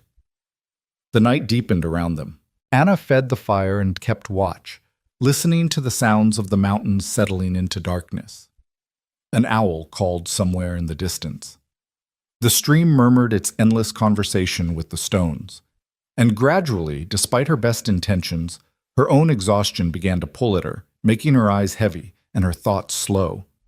She was jerking awake from a momentary doze when she heard it, the sound of a horse somewhere down the trail, moving slowly, carefully, as if trying not to be heard. Anna was on her feet instantly, her heart hammering. She moved to Jack's side and shook him gently but urgently. "Jack, Jack, wake up! Someone's coming!" He was awake immediately, years of frontier living having trained him to go from sleep to full alertness in seconds. He sat up, reaching for his gun belt, listening. The sound came again, clearer now. Definitely a horse, definitely approaching the camp. And from the careful pace, whoever was riding didn't want to announce their arrival. "How many?" Jack whispered. "I only hear one horse," Anna said. "But I can't be sure." Jack moved to the window, staying back from the opening so he wouldn't be silhouetted against the firelight. Anna doused the fire quickly, using dirt from the floor to smother the flames until the cabin was dark, except for the faint starlight filtering through the broken window. They waited in tense silence. The hoofbeats grew closer, then stopped. A long pause followed, during which Anna could hear nothing but her own heartbeat and Jack's breathing beside her. Then a voice called out, female and frightened, "Please, is anyone there? I need help." Anna and Jack exchanged looks in the darkness. A woman, out here alone, asking for help. It could be genuine, or it could be a trap, bait sent by Silas to draw them out. "Please," the voice came again. "My horse threw me and I'm hurt. I saw your fire. I just need somewhere safe for the night." Jack moved to the door, his gun drawn, but held low and ready. "Step into the moonlight where I can see you," he called. "Slowly, with your hands where I can see them." There was movement in the darkness, and then a figure emerged into the open space before the cabin. Anna could make out the silhouette of a woman, shorter than herself, with her hands raised to show they were empty.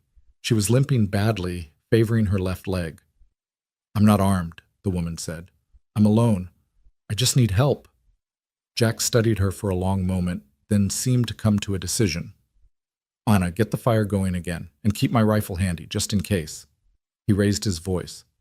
"Come ahead slowly. Any sudden moves and I will shoot you. Understand?" "I understand," the woman said. She limped toward the cabin, and as she came closer and Anna got the fire relit, they could finally see her clearly.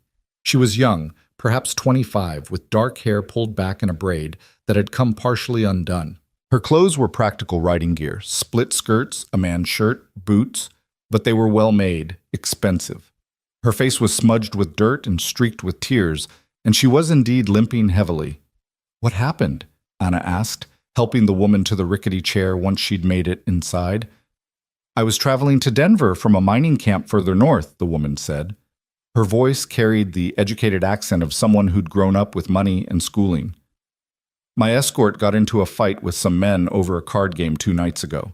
Shot dead, both of them, and the men who killed them took the money I'd paid for protection. I've been riding alone since then, trying to reach civilization before my supplies ran out. But this afternoon my horse spooked at something, a snake, I think, and threw me. I think I twisted my ankle when I landed." She looked between Anna and Jack with obvious fear and hope warring in her expression. "I'm sorry to intrude. I know you probably don't want strangers showing up, but I didn't know what else to do." Anna knelt to examine the woman's ankle. It was swollen and already turning purple, though whether it was broken or just badly sprained was hard to tell. "We need to get this boot off before the swelling gets worse." "Wait," Jack said. He hadn't lowered his gun. "You said you were coming from a mining camp. Which one?" "Silver Creek," the woman said. "About 40 miles north of here. Do you know it?" "I know of it," Jack said carefully, "and I know it played out 6 months ago. Most of the miners moved on to better prospects. So what were you doing there?" The woman's face flushed. "I was working there. At the saloon." Understanding dawned in Anna's eyes. The woman was a saloon girl, probably working as one of the entertainers who provided company to lonely miners. It explained the expensive clothes. The girls who worked the mining camps often made more money than the miners themselves, and the lack of proper escort. Few men would risk their reputation being seen traveling with a woman of questionable virtue. "That's why you're traveling alone," Anna said gently. "Because no one would hire on to protect you." The woman nodded miserably. "The saloon closed when the camp started to empty out. The owner gave us our final wages and told us we were on our own. Most of the other girls headed for San Francisco, but I have family in Denver, or at least I did. I'm hoping they'll take me in, even after—" She gestured vaguely at herself, at what she'd become. Jack finally lowered his gun. "What's your name?" "Molly," the woman said. "Molly Chen. My father was Chinese, my mother was from Ireland. Neither of their families approved, so they came west where no one knew them. They're both gone now, but my mother's sister might still be in Denver. If I can just get there. Anna had the boot off now and was probing gently at the swollen ankle. Molly hissed in pain but didn't pull away. I don't think it's broken, Anna said, but you're not going to be riding for at least a week, maybe 2. I don't have a week, Molly said, panic rising in her voice. My supplies will run out, and those men who killed my escorts, they took most of my money, but not all of it. I've got about $50 sewn into my saddle. If they figure that out, they might come looking for me. What men? Jack's voice had gone hard. The ones who shot your escorts. Describe them. Molly's brow furrowed. One was Mexican, maybe 30, with a scar across his nose. The other 2 were white, brothers, I think, both blonde and big. Why? Jack and Anna exchanged glances. Those descriptions didn't match any of Silas's men that they knew of, but that didn't mean they weren't connected. Silas had enough money to hire anyone he wanted, and it wouldn't be the first time he'd used outsiders for his dirty work. No reason, Jack said, though his expression suggested otherwise. Look, you can stay here tonight. Tomorrow we'll figure out what comes next. But I need you to understand something. We're not exactly in a position to help anyone right now. We've got our own troubles, and adding you to the mix might be more risk than any of us can afford. I understand, Molly said quietly, and I'm grateful for even one night of safety. That's more than I've had in days. They settled Molly on the sleeping platform with her injured ankle elevated on a rolled blanket. Anna used strips torn from what remained of her wedding dress to bind the ankle tightly, providing support and compression to reduce the swelling. Molly tried to protest the sacrifice of Anna's clothing, but Anna just laughed. Trust me, this dress has been more trouble than it's worth since the moment I put it on. I'm happy to see it put to better use.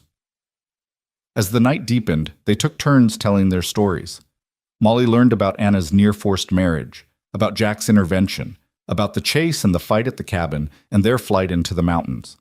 In return, she told them about growing up in Sacramento, about her parents' death in a fire when she was 18, about the slow descent from respectable work as a seamstress to less respectable work in saloons, about the constant moving from camp to camp, following the strikes and the money.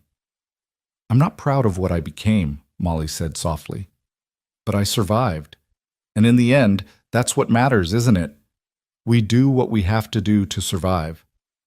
Survival isn't something to be ashamed of, Anna said firmly. Any woman who judges you for the choices you made to stay alive has never known real desperation. Jack had been quiet through most of this exchange, keeping watch at the window, but he spoke up now. Those men who killed your escorts, you said there were 3 of them. Did you happen to catch any names? Molly thought for a moment. The Mexican one, the others called him Chavez. That's all I remember. Jack's jaw tightened. Raul Chavez. He's a gun for hire out of New Mexico. Works for whoever pays best, and he's not particular about the jobs he takes. If he's in the area... He didn't finish the sentence, but the implication was clear. You think Silas hired him? Anna asked. I think it's possible, Jack said. Silas knows that Dutch failed. He knows I'm better with a gun than he anticipated. So he'd need to bring in someone with real skill if he wants to come after us again. Chavez would fit that bill. But Molly said Chavez killed her escorts 2 days ago, Anna pointed out. That was before the fight at your cabin. How could Silas have hired him that quickly? He couldn't, Jack admitted, which means either it's a coincidence or... He paused, thinking. Or Silas started planning for the possibility that he'd need serious help before any of this even started. The man's not stupid. He probably had Chavez on retainer just in case things went sideways with you. It was not a comforting thought. If Silas had been planning for contingencies all along, then he was more dangerous than they'd realized. And if he had men like Raul Chavez working for him, then their situation had just gone from dire to potentially fatal. We should leave at first light, Anna said. Get as far from here as we can before anyone figures out where we went. We can't, Jack said, frustration evident in his voice. I'm not healed enough for hard travel, and Molly sure as hell can't ride with that ankle. We need at least a few more days here. And besides, he gestured at the darkness beyond the window. Where would we go? We head north, we might run into Chavez and his boys. We head south, we're going back toward Prosperity and Silas. East takes us out into open prairie, where we'd be visible for miles, and west just leads deeper into the mountains where the trails get worse and the chances of running into hostile Utes increase considerably. So we're trapped, Anna said flatly. We're tactically positioned, Jack corrected with a wry smile. Big difference. Molly had been listening to this exchange with growing alarm. I'm sorry, she said. I didn't mean to bring more trouble down on you. If I'd known— You didn't know, Anna interrupted. And we don't even know for sure that those men who killed your escorts have anything to do with our situation. It might really just be coincidence. But none of them really believed that. In Anna's experience, things were rarely coincidental on the frontier. The world out here was too small, too interconnected, for things to happen in isolation. They kept watch in shifts that night, with Jack taking the first, Anna the second, and Molly insisting she could manage the third despite her injury. As Anna lay down for her brief rest period, she found herself thinking about the chain of events that had brought her to this point. If her mother hadn't gotten sick, her father wouldn't have gone into debt. If her father hadn't gone into debt, Silas wouldn't have had leverage to force a marriage. If Silas hadn't tried to force the marriage, Jack wouldn't have intervened. And if Jack hadn't intervened, Anna would either be married to a monster right now or dead from that whipping. She should be terrified. She should be despairing. Instead, she found herself feeling something she hadn't felt in years. Alive. Truly, vibrantly alive in a way that had nothing to do with safety or security and everything to do with the simple fact that she was making her own choices now. She was deciding her own fate, even if that fate led somewhere dangerous. She was still contemplating this when sleep finally claimed her. The sound of gunfire snapped her awake. For a disorienting moment, she thought she was back at Jack's cabin, that Dutch and his men had returned. Then reality reasserted itself, and she realized the shots were coming from outside, somewhere down in the camp. Jack was already at the window, rifle in hand. Molly was awake too, pressed against the wall with fear stark in her eyes. How many?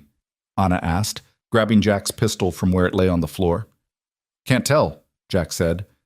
At least two, maybe more. They're down by the old shaft entrance, using the equipment for cover. More shots, and this time Anna could see the muzzle flashes in the pre-dawn darkness.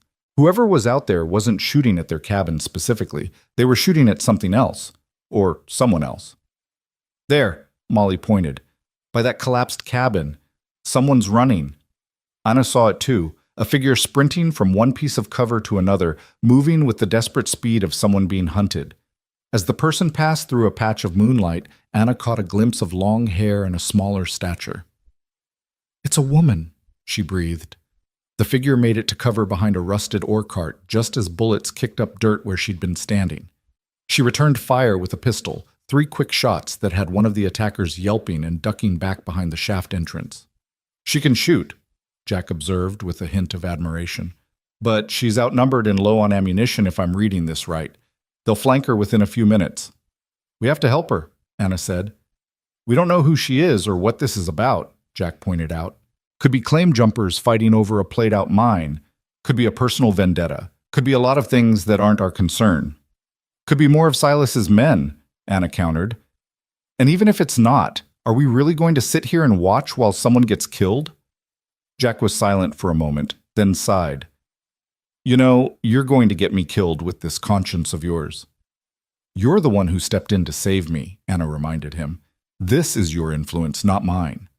Despite the danger, Jack smiled. Fair point. He checked his rifle, making sure it was fully loaded. All right. Here's what we're going to do.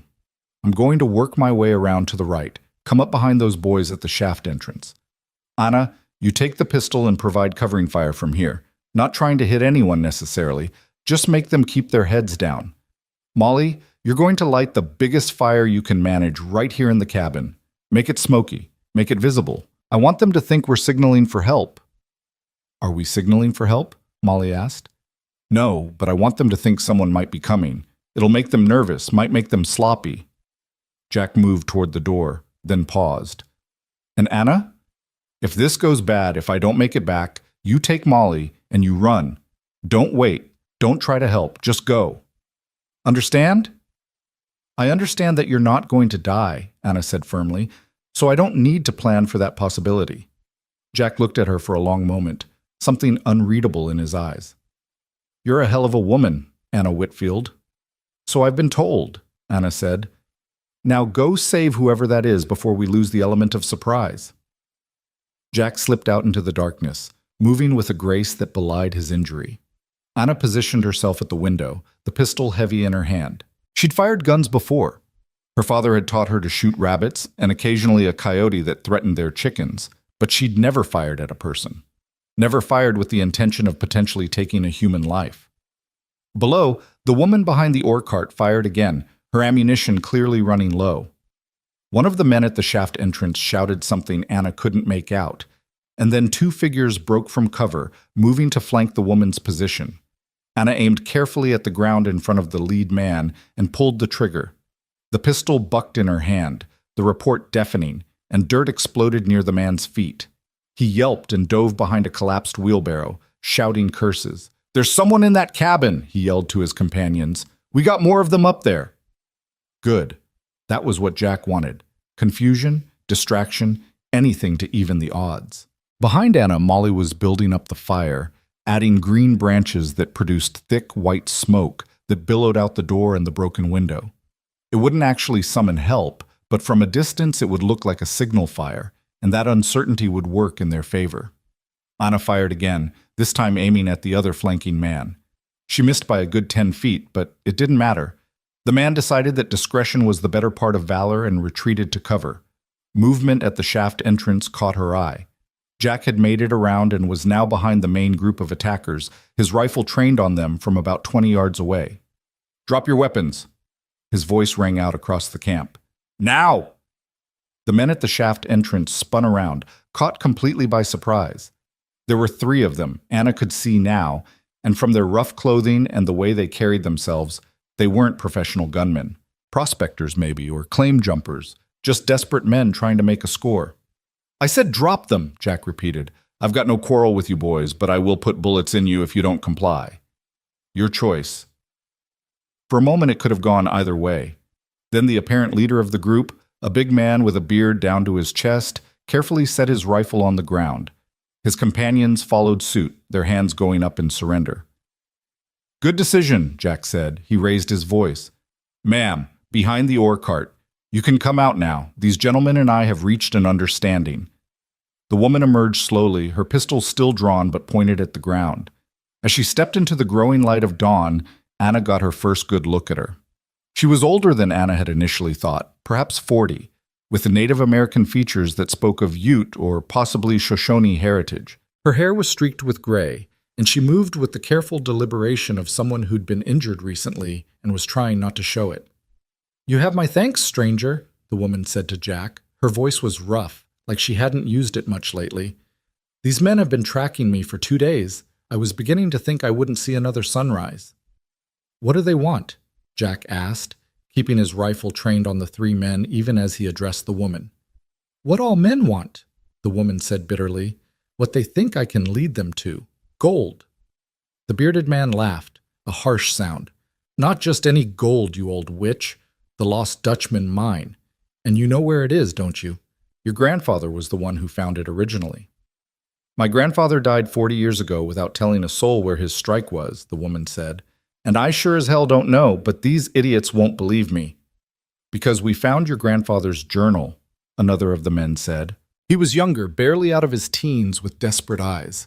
"It's got a map in it, and you're in that journal, mentioned by name. You know something, even if you don't want to admit it." Anna had heard stories about the lost Dutchman mine. Everyone in Colorado had. A massive gold strike supposedly found by a mysterious prospector in the 1830s, worked in secret until the prospector died without revealing its location.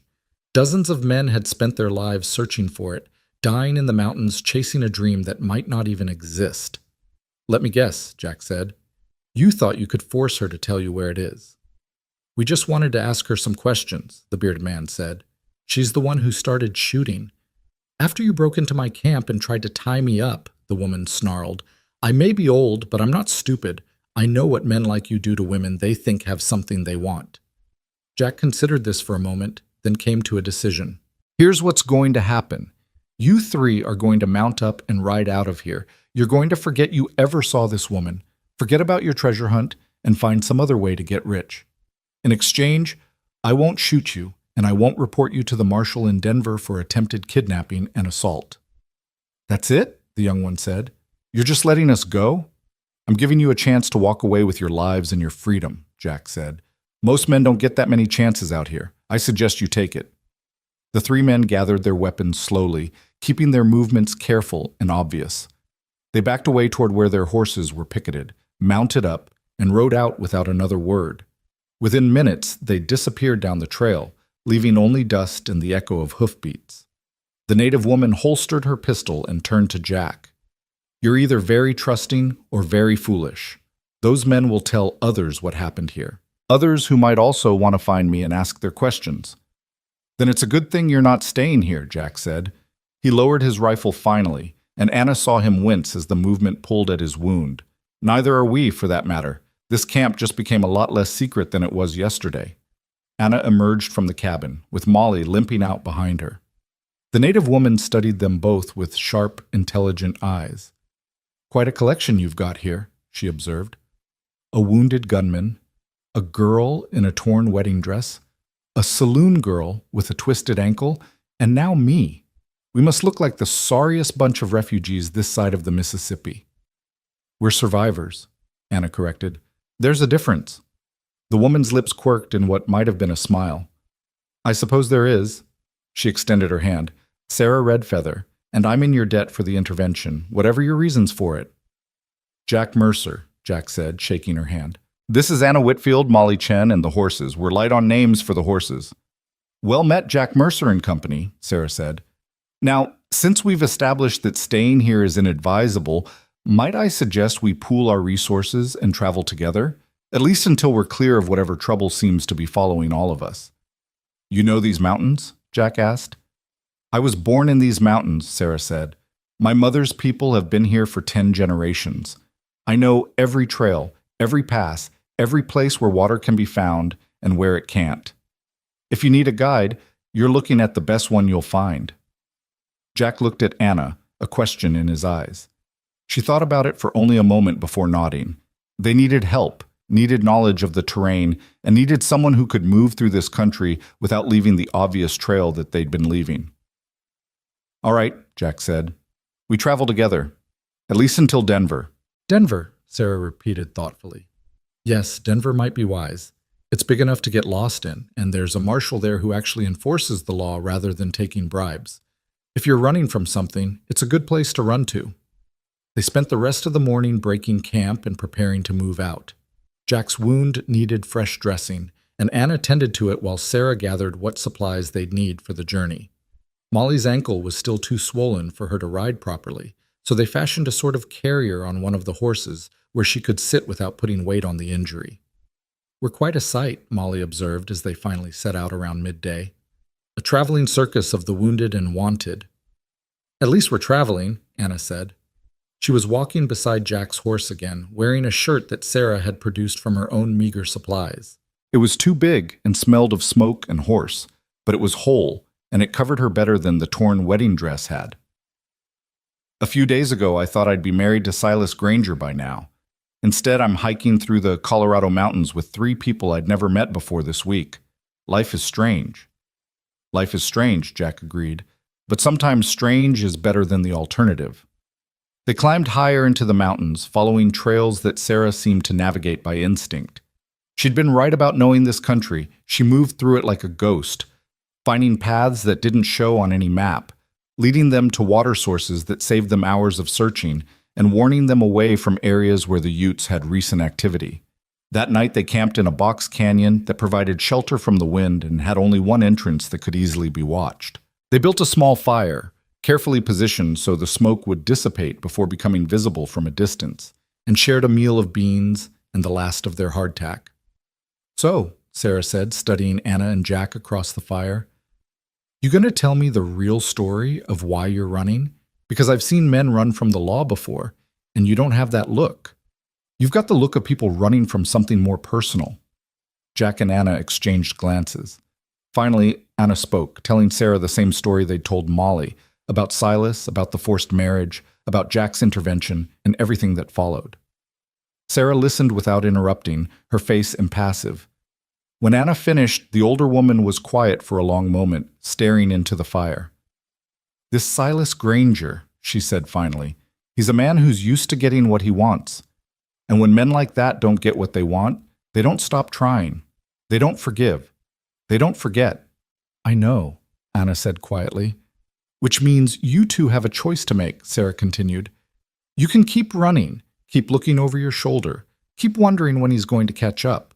Or you can turn and face him, deal with this problem directly, and end it one way or another."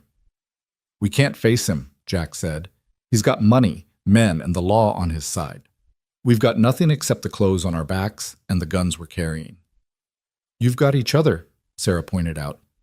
"You've got people who owe you debts, me included. You've got the truth on your side, and you've got the fact that what he did, trying to force a woman to marry him through violence and coercion, is something a lot of people would find distasteful even if it's technically legal." "What are you suggesting?" Anna asked. "I'm suggesting that running might save your lives, but it won't give you your lives back," Sarah said. "You'll always be fugitives, always be looking over your shoulder. But if you could somehow turn the tables on him, expose what he did, maybe even get the law on your side instead of his," she shrugged. "It's a risk. But it might be worth taking." Jack shook his head. "Too dangerous. We'd have to go back to Prosperity, face Silas on his home ground." "Not Prosperity," Sarah interrupted. "Denver, like I said, there's a marshal there who actually follows the law. If you could get to him, tell your story, maybe even get some of those townspeople from Prosperity to testify about what they saw." She let the thought hang in the air. Anna felt something stirring in her chest, something that might have been hope or might have been foolishness. "You think people would testify against Silas? After he's held power over them for so long?" "I think people are tired of being afraid," Sarah said. "I think they're tired of watching men like Silas Granger do whatever they want without consequences. And I think if someone were brave enough to stand up to him publicly, others might find the courage to stand up too." They talked long into the night, debating the idea from every angle. By the time the fire burned down to embers, they'd formed something that wasn't quite a plan, but was more than just blind hope. They would continue to Denver as originally intended. Once there, Sarah would use her contacts to find the marshal and arrange a meeting. Jack and Anna would tell their story, present what evidence they had, and request official protection. Then, if the marshal was willing, they would send word to Prosperity, inviting anyone who'd witnessed the events to come forward. It was risky. It relied on the honesty of a marshal they'd never met and the courage of townspeople who'd already proven themselves willing to stand by while terrible things happened. But it was something, and something was better than nothing. As Anna finally lay down to sleep, she found herself thinking about Jack's offer again. Montana, a ranch, a life that could be theirs if they survived this. She rolled over to look at him where he sat keeping first watch, his profile sharp against the starlight. "Jack?" she said softly. "Yeah?" "That thing you said, about me coming to Montana with you, about making it real instead of just a lie to save me." She paused, gathering her courage. "Did you mean it?" He was quiet for so long she thought he might not answer. Then, "I meant it. Every word. But Anna, I don't have much to offer. The ranch is small, the house needs work, and the winters are brutal. You'd be marrying a man who's got more scars than savings and more enemies than friends." "I'd be marrying a man who stepped in front of a whip for a stranger," Anna said softly. "A man who risked his life to save mine. A man who keeps his word and stands up for what's right, even when it costs him." "That sounds like more than most women get." "Is that a yes?" Jack asked, and she could hear the smile in his voice even though she couldn't see his face clearly. "That's a ask me again when we're not being hunted and I'm not sleeping on the ground wearing someone else's shirt," Anna said. "Ask me in Denver when we've got a real chance at a future, and then we'll see." "I can do that," Jack said. Anna closed her eyes and let sleep take her, dreaming of a future that might actually be possible if they were brave enough and lucky enough to survive long enough to claim it. Denver rose from the plains like a promise made manifest, its church spires and false front buildings catching the afternoon sun as their ragged group crested the final ridge on the 6th day of travel. Anna had to stop herself from weeping at the sight. She'd begun to think civilization was something she'd imagined, that the whole world had become nothing but mountains and trails and the constant vigilance of looking over one's shoulder for pursuers who might or might not be coming. They'd made good time despite Molly's injury and Jack's still healing wound, thanks largely to Sarah's knowledge of shortcuts that shaved days off what would have been a 2-week journey by conventional routes. They'd also been lucky. No sign of Silas's men, no encounters with Raul Chavez or his companions, no trouble beyond a brief argument with a bear over their food supplies that had ended with the bear claiming victory in their dinner. Now, looking down at Denver spreading across the landscape below, Anna felt the first real stirring of hope since this whole nightmare had begun. Denver meant law and order, or at least the closest approximation the frontier could offer. It meant witnesses and protection and the possibility of actually fighting back instead of just running. "It's bigger than I remembered," Jack said from atop his horse. His color had improved over the past few days, and he was moving with less obvious pain, though Anna knew he was still far from fully healed. Must have grown considerable in the last few years. "Gold will do that to a place," Sarah observed.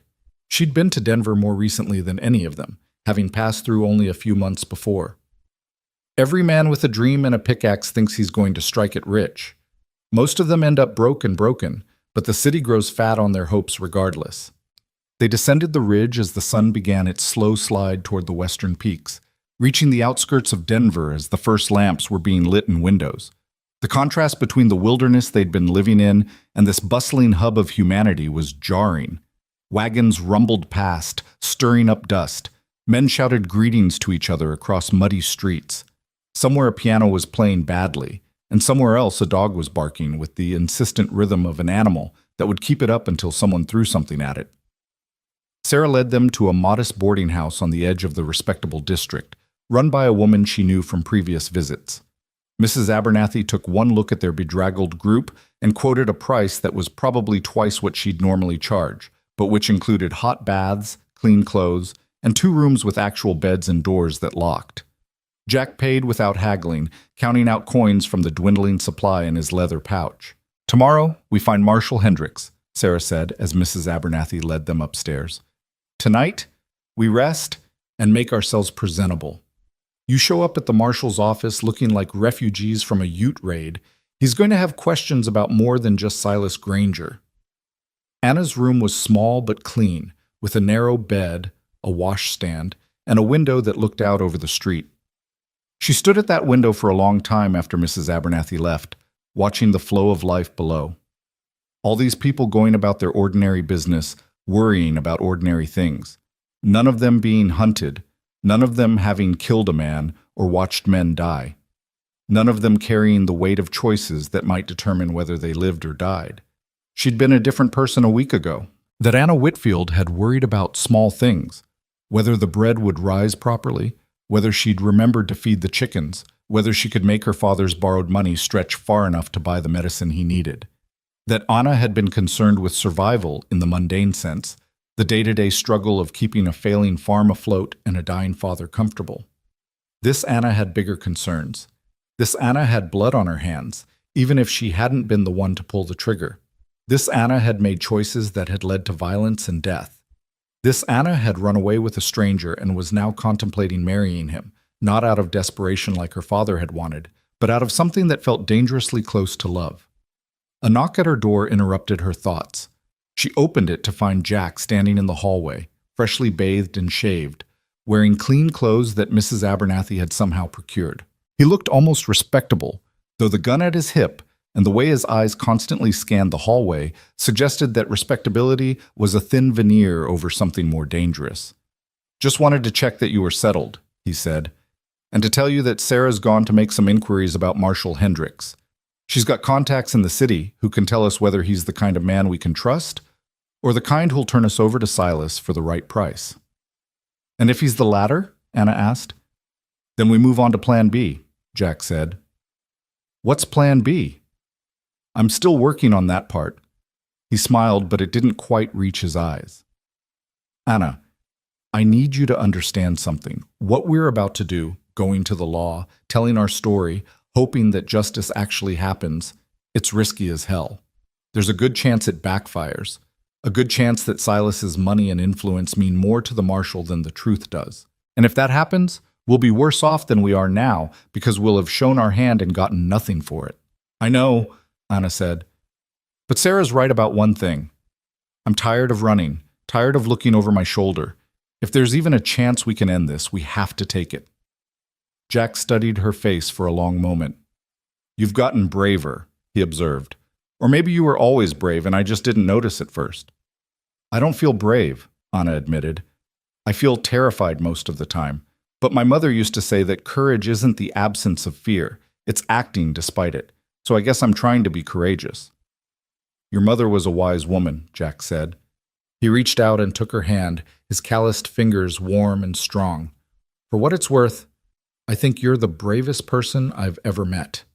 And when this is over, when we're on the other side of whatever comes next, I'm going to ask you that question again, the one you told me to wait on.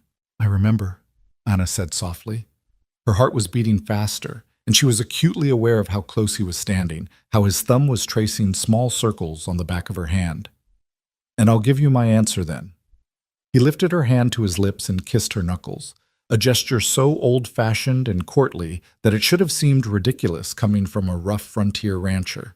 Instead, it made Anna's breath catch. Get some rest, he said. Tomorrow's going to be a long day. He left, and Anna closed the door behind him, leaning against it with her eyes closed and her hand still tingling from where he'd kissed it. She was in so much trouble. She'd gone and fallen for him, completely and utterly, and there was nothing she could do about it except hope they both survived long enough for it to matter. Sarah returned late that evening with news. Marshal Hendricks was, by all accounts, an honest man, a rarity in frontier law enforcement where corruption was more common than competence. He'd been appointed 2 years ago after his predecessor had been caught taking bribes from various criminal enterprises, and he'd spent most of his tenure cleaning house and making enemies. The good news was that he couldn't be bought. The bad news was that he was also cautious to the point of paranoia, having survived 2 assassination attempts in his first year on the job. He won't take your word for anything, Sarah explained as they gathered in the room Anna shared with Molly. He'll want evidence, witnesses, something concrete he can act on. A story about a forced marriage and a forged document isn't going to be enough, not when the man you're accusing is as wealthy and connected as Silas Granger. What about the townspeople who saw what happened? Anna asked. The Reverend? The people who watched Silas try to have me whipped? That's your best bet, Sarah agreed. If we can get even 1 or 2 of them to come to Denver and testify, to make official statements about what they witnessed, then Hendricks will have something to work with. But how do we convince them to do that? Molly spoke up from where she sat with her ankle elevated. It was healing well, the swelling much reduced, though she still couldn't put her full weight on it. These are people who stood by and watched while Anna was dragged to a whipping post. They didn't help her then. Why would they help her now? Because now she's not alone and helpless, Jack said. She's got us. She's got a story that's already spread beyond Prosperity. News like that travels fast on the frontier. And she's got the backing of a federal marshal if Hendricks agrees to help. People are more willing to be brave when they're not the only ones being brave. They spent the rest of the evening planning their approach. In the morning, Jack and Anna would go to the marshal's office, while Sarah would use her contacts to start spreading word through the Denver gossip networks about what had happened in Prosperity. Public opinion could be a powerful weapon, and if they could turn sentiment against Silas before he had a chance to control the narrative, it might force Hendricks's hand in their favor. Anna barely slept that night, her mind racing through all the things that could go wrong. But when dawn came and she dressed in the clean clothes Mrs. Abernathy had provided, a simple dress in dark blue that was worn but respectable, she felt calmer. This was the moment everything had been building toward. Either they'd find justice here, or they'd confirm that justice was a luxury people like her couldn't afford. Marshal Hendricks' office was in a brick building near the center of town, sharing space with the jail and the territorial courthouse. It was more impressive than Anna had expected, a symbol of Denver's aspirations to be taken seriously as more than just another rough mining town. They climbed the steps together, Jack's hand hovering near his gun not out of hostility but out of habit, and pushed through the heavy wooden door. The interior was Spartan but organized, with wanted posters covering one wall and a large desk dominating the center of the room. Behind that desk sat a man who looked like he'd been carved from the same stone as the mountains outside Denver, all hard angles and weathered edges. Marshall Hendricks was perhaps 50, with steel gray hair cut military short and eyes that seemed to catalog and assess everything they saw. A scar ran from his left eyebrow into his hairline, a souvenir from one of those assassination attempts Sarah had mentioned. He looked up as they entered, his expression neutral, but his hand dropping to rest casually on the pistol at his hip. "Help you folks?" His voice was gravel and whiskey, roughened by years of shouting orders and breathing too much dust. "Marshall Hendricks," Jack began. "My name is Jack Mercer, and this is Anna Whitfield. We're here to report a crime and request your assistance." Hendricks' eyes narrowed slightly. "What kind of crime?" Anna stepped forward, surprised to find her voice steady. "Attempted coercion into forced marriage, assault, and multiple counts of attempted murder. The man responsible is Silas Granger, owner of the Double G Ranch outside of Prosperity, Colorado." For a long moment, Hendricks just stared at her. Then he leaned back in his chair, the wood creaking under his weight. "Silas Granger, one of the wealthiest men in 3 counties, employs more than 60 men, owns enough land that you could fit a small European country on it, and has enough political connections that he's on a first-name basis with the territorial governor." He paused. "And you're here to tell me he's a criminal?" "I'm here to tell you he tried to force me into marriage through coercion and violence," Anna said firmly. "And when I refused and Jack helped me escape, he sent armed men after us. Men who shot Jack, killed others, and would have killed us if we hadn't been lucky and well armed." "That's a serious accusation," Hendricks said. His tone was carefully neutral, giving nothing away about what he thought of their story. "You got any proof?"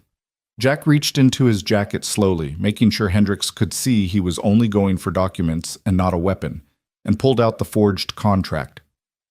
"This is the document I used to get Anna away from Silas initially. It's a forgery, I'll admit that freely. But the reason I had to forge it is because Silas had a different contract, one signed by Anna's father promising her in marriage in exchange for payment of his debts." Hendricks took the document and studied it carefully, his eyes moving over the text with the attention to detail of a man who'd seen his share of forgeries and frauds. "This is actually pretty good work," he said finally. "The ink matches the age, the paper's right for the period, even the handwriting looks authentic. You do this yourself?" "Does it matter?" Jack asked. "It matters if I'm trying to assess your character," Hendricks said. "A man who can forge documents this well is a man with certain skills. Skills that might make me wonder about the truth of everything else you're telling me." "I forged one document to save a woman from being whipped in public," Jack said. "If that makes me a criminal in your eyes, then I guess I'm a criminal. But I'm not the one who tried to buy a bride like she was a piece of livestock." "Fair point," Hendricks conceded. He set the document aside and focused his attention on Anna. "Tell me what happened, Miss Whitfield, from the beginning, and don't leave anything out." So Anna told him. She told him about her father's debts, about Silas's offer, about the contract her father had signed in desperation. She told him about standing in the church in her mother's wedding dress, about refusing to speak the vows, about being dragged through the street to the whipping post while the whole town watched. She told him about Jack's intervention, about the escape, about Dutch and his men, about the fight at the cabin. Jack filled in the part she didn't know firsthand, the confrontation in town, the chase, the specifics of the gunfight. Between them, they laid out the whole sorry tale, every detail they could remember. Hendricks listened without interrupting, his face giving away nothing. When they'd finished, he was quiet for a long time, tapping his fingers on the desk in a rhythm that might have been thoughtful or might have been irritated. "That's quite a story," he said finally. "If true, it would suggest that Silas Granger is guilty of multiple serious crimes: coercion, assault, conspiracy to commit murder. We could probably add kidnapping and unlawful imprisonment to the list. But here's my problem." He leaned forward, his eyes hard. "You're 2 people I've never met, making accusations against a man with impeccable credentials and deep pockets. You've got no physical evidence except a forged document and a lot of words. And words are cheap on the frontier. Every criminal I've ever arrested had a story about why they weren't really guilty, why the real criminal was someone else, why they were the victim. "So you're not going to help us?" Anna said flatly. She'd known it was a possibility, but the disappointment still hit her like a physical blow. "I didn't say that," Hendricks corrected. "I said I need more than just your word. If you want me to move against a man like Silas Granger, I need evidence. I need witnesses. I need something I can take to a judge that won't get laughed out of court and won't get me removed from office for harassment of prominent citizens." "What about the people in Prosperity who saw what happened?" Jack asked. "Would their testimony count as evidence?" "If they're willing to make official statements, yes," Hendricks said. "If you can get me 3 or more credible witnesses who will testify to what they saw, I'll have enough to at least open an investigation. And once I have an investigation, I can start digging, and I guarantee you a man like Silas Granger has skeletons in closets that he doesn't want found." "How do we get those witnesses?" Anna asked. "We can't go back to Prosperity. Silas will have men watching for us." "You don't go back," Hendricks said. He pulled out a piece of paper and started writing. "I'll send deputies with official summons for testimony in a federal investigation. They'll go to Prosperity, identify potential witnesses, and offer them protection to come to Denver and make statements. Your job is to give me names. Who saw what happened? Who might be willing to talk?" Anna thought back to that morning in Prosperity, trying to remember faces in the crowd. "Reverend Walsh," she said. "He tried to stop it, tried to convince Silas to reconsider. He saw everything." "Good," Hendricks said, writing. "Who else?" "Mrs. Patterson, from the general store, Tom Bradshaw, the blacksmith, the Hendersons, the Clarks, the Morgans, all families who were there." Anna closed her eyes, visualizing the scene. "Cornelius Finch, Silas's attorney. He's the one who examined Jack's forged contract and declared it legitimate. An attorney might be useful," Hendricks mused. "He'd have professional credibility. Anyone else?" "Dutch Kemper," Jack said. "Silas's foreman, the one I shot at the cabin. He's probably back in Prosperity by now, and he knows everything that happened. If you could get him to turn on Silas, maybe offer him immunity in exchange for testimony." "A man like that won't turn easily," Hendricks interrupted. "But it's worth trying." He finished writing and looked up at them. "I'll send my deputies out today. It'll take them 3 days to get to Prosperity, assuming good weather. Figure another week to interview potential witnesses and arrange for those willing to testify to travel back to Denver. So you're looking at about 10 days before we know if this is going anywhere." "And in the meantime?" Anna asked. "In the meantime, you stay in Denver, keep your heads down, and don't do anything stupid," Hendricks said. "I'm going to assign a deputy to keep an eye on you. Make sure nobody tries to silence potential witnesses before they can talk. And if you see anyone suspicious, anyone who might be working for Granger, you come straight to me. Understood?" They both nodded. It wasn't perfect, but it was more than Anna had dared hope for. Hendricks was at least willing to investigate, to give them a chance to prove their case. As they stood to leave, Hendricks spoke again. "Miss Whitfield, Mr. Mercer, I want to be clear about something. If what you've told me is true, if Silas Granger really did what you say he did, then I will see him brought to justice. I don't care how rich he is or how many friends he has in high places. The law applies to everyone or it applies to no one.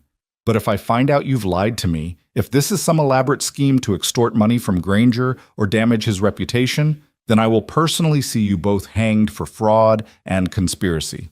Are we clear?" "Crystal clear," Jack said. They left the marshal's office and stepped back out into the bright Colorado sunshine. Anna felt like she could breathe properly for the first time in days. They had a chance. It was slim. It depended on the courage of people who'd already proven themselves cowards, but it was something. "Now what?" she asked Jack. "Now we wait," he said, "and hope that when the moment comes, the good people of Prosperity remember that silence is also a choice." The next 10 days passed with agonizing slowness. They stayed at Mrs. Abernathy's boarding house, venturing out only for necessities and always under the watchful eye of Deputy Marshal Tom Crawford, a young man with serious eyes and a careful manner who took his assignment to protect them seriously. Sarah continued making discreet inquiries and spreading carefully worded stories about what had happened in Prosperity. Within days, the tale had grown in the telling, as frontier stories always did. Some versions had Silas trying to buy a dozen brides. Others had Jack fighting off 20 men single-handed. The truth was sensational enough without embellishment, but embellishment was what the frontier did best.